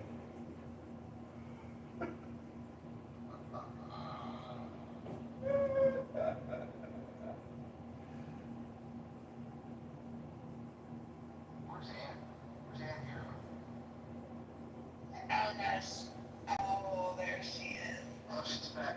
Ann, can you walk through your theory about if you don't update, you can just sue them at some point? Wait, what? If you don't update the app, you get to sue Clubhouse at some point. Can you walk us through that theory? No, I'm just saying that I didn't opt in and accept the terms and conditions. So say I've used my voice for over 3 years, and like my voice say things that I never said, published it for something that, you know, not down for. Who told you that you're going to be able to make any cut? If you read the terms of service, it's all in one. Do you know that by being on the app that you are agreeing to terms of service? For the new terms of service, you have to agree or no thanks. No, you don't get that. Yes, there's. It's not the first time I went to the app. I can get a screenshot it. You should understand that use of the app is implicit consent. You guys, and that's trying to an argument. We are. I just do not enjoy the app. What do you mean? I enjoyed the app. Not if you're not getting all the features. Yeah, you're not getting polled. Oh, you mean like, because I didn't. The subscription. And don't fall into, no, not the subscription, just the poll. Don't fall into the trap of Roger's poll. Laughing at myself, I appreciate that. You're welcome.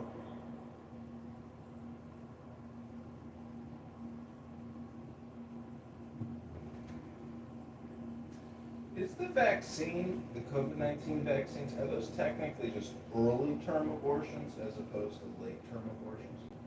Or preemptive abortions, I think is what the Genesis is called.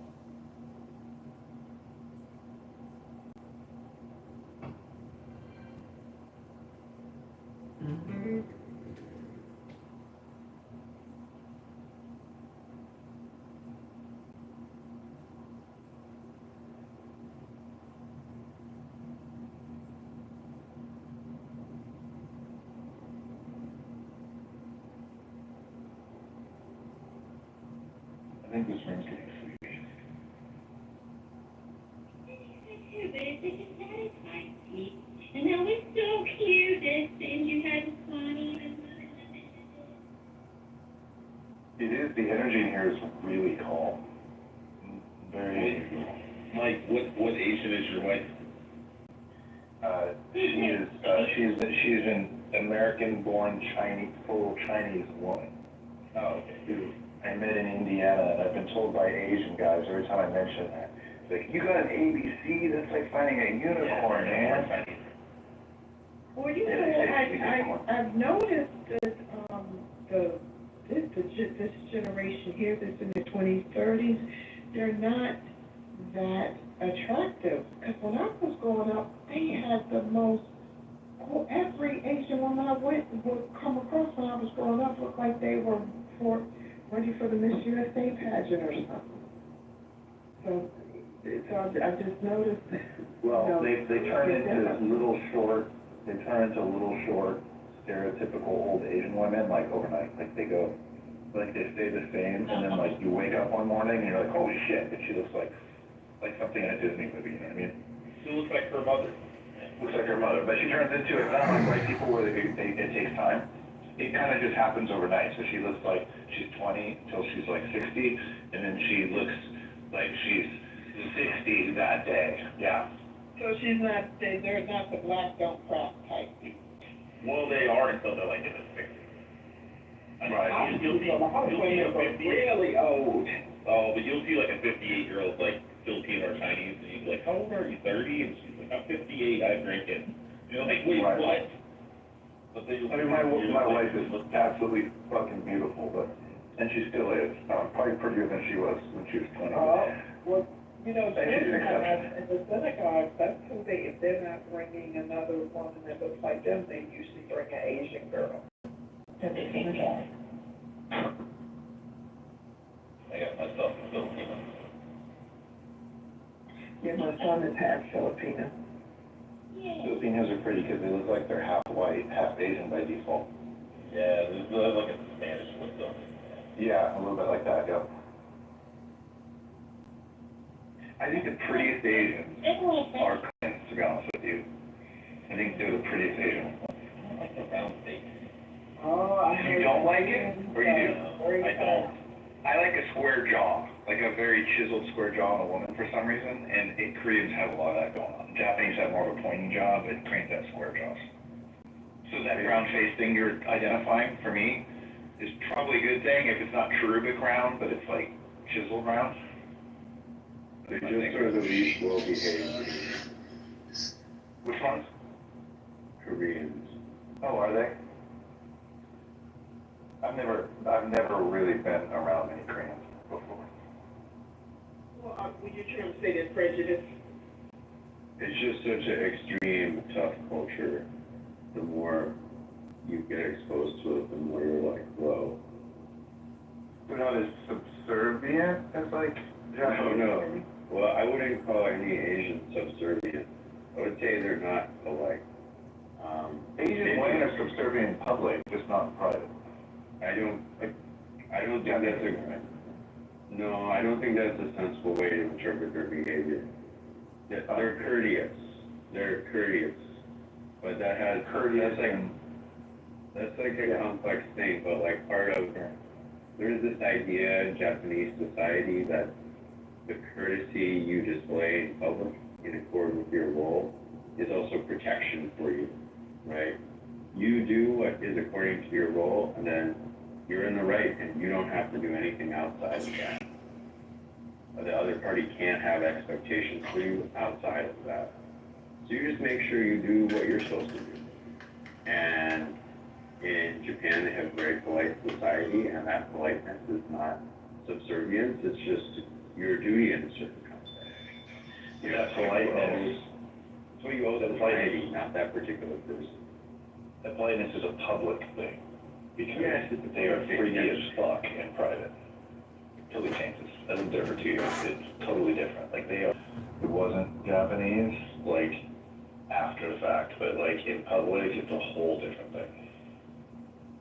It's just like, it's like all that pent up control, self-control, turns into like fly your freak flag when you get behind it in the bed. It's just odd like that. Like even the men like looking at pornographic cartoons on the Shinkansen, like not even embarrassed to be just perusing those things. Like the whole thing is kind of secretly perverted, but outwardly controlled. It's interesting. Well, or you might say that they control the things that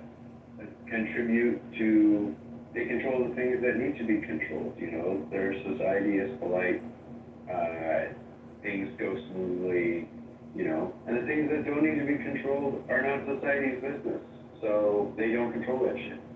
And that's, Yeah, that's fine. Okay, like, there's a lot of way that we interpret this that, like, kind of projects, I think, certain kind of Western norms onto them, and then assumes they have some motivation or, like, psychodynamics that maybe we would have.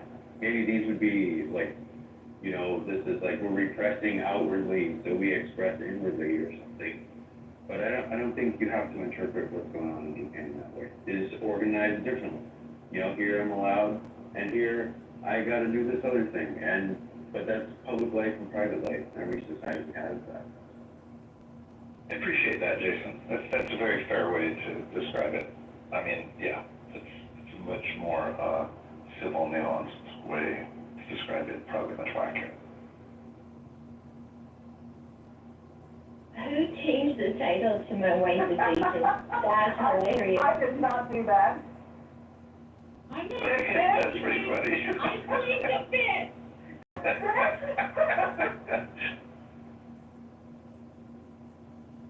I mean, I think you're throwing shade at someone, but I don't see the one who I thought you'd be targeting.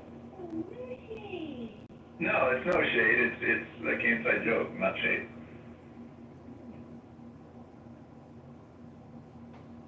I just stopped by just to get hello. Monica?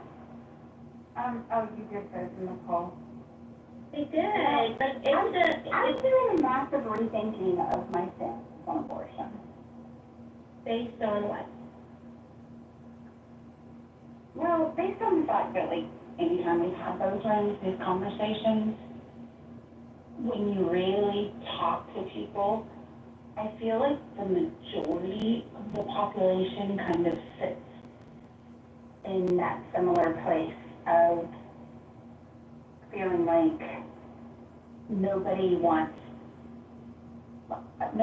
to see anyone abuse, like, unwanted pregnancies, but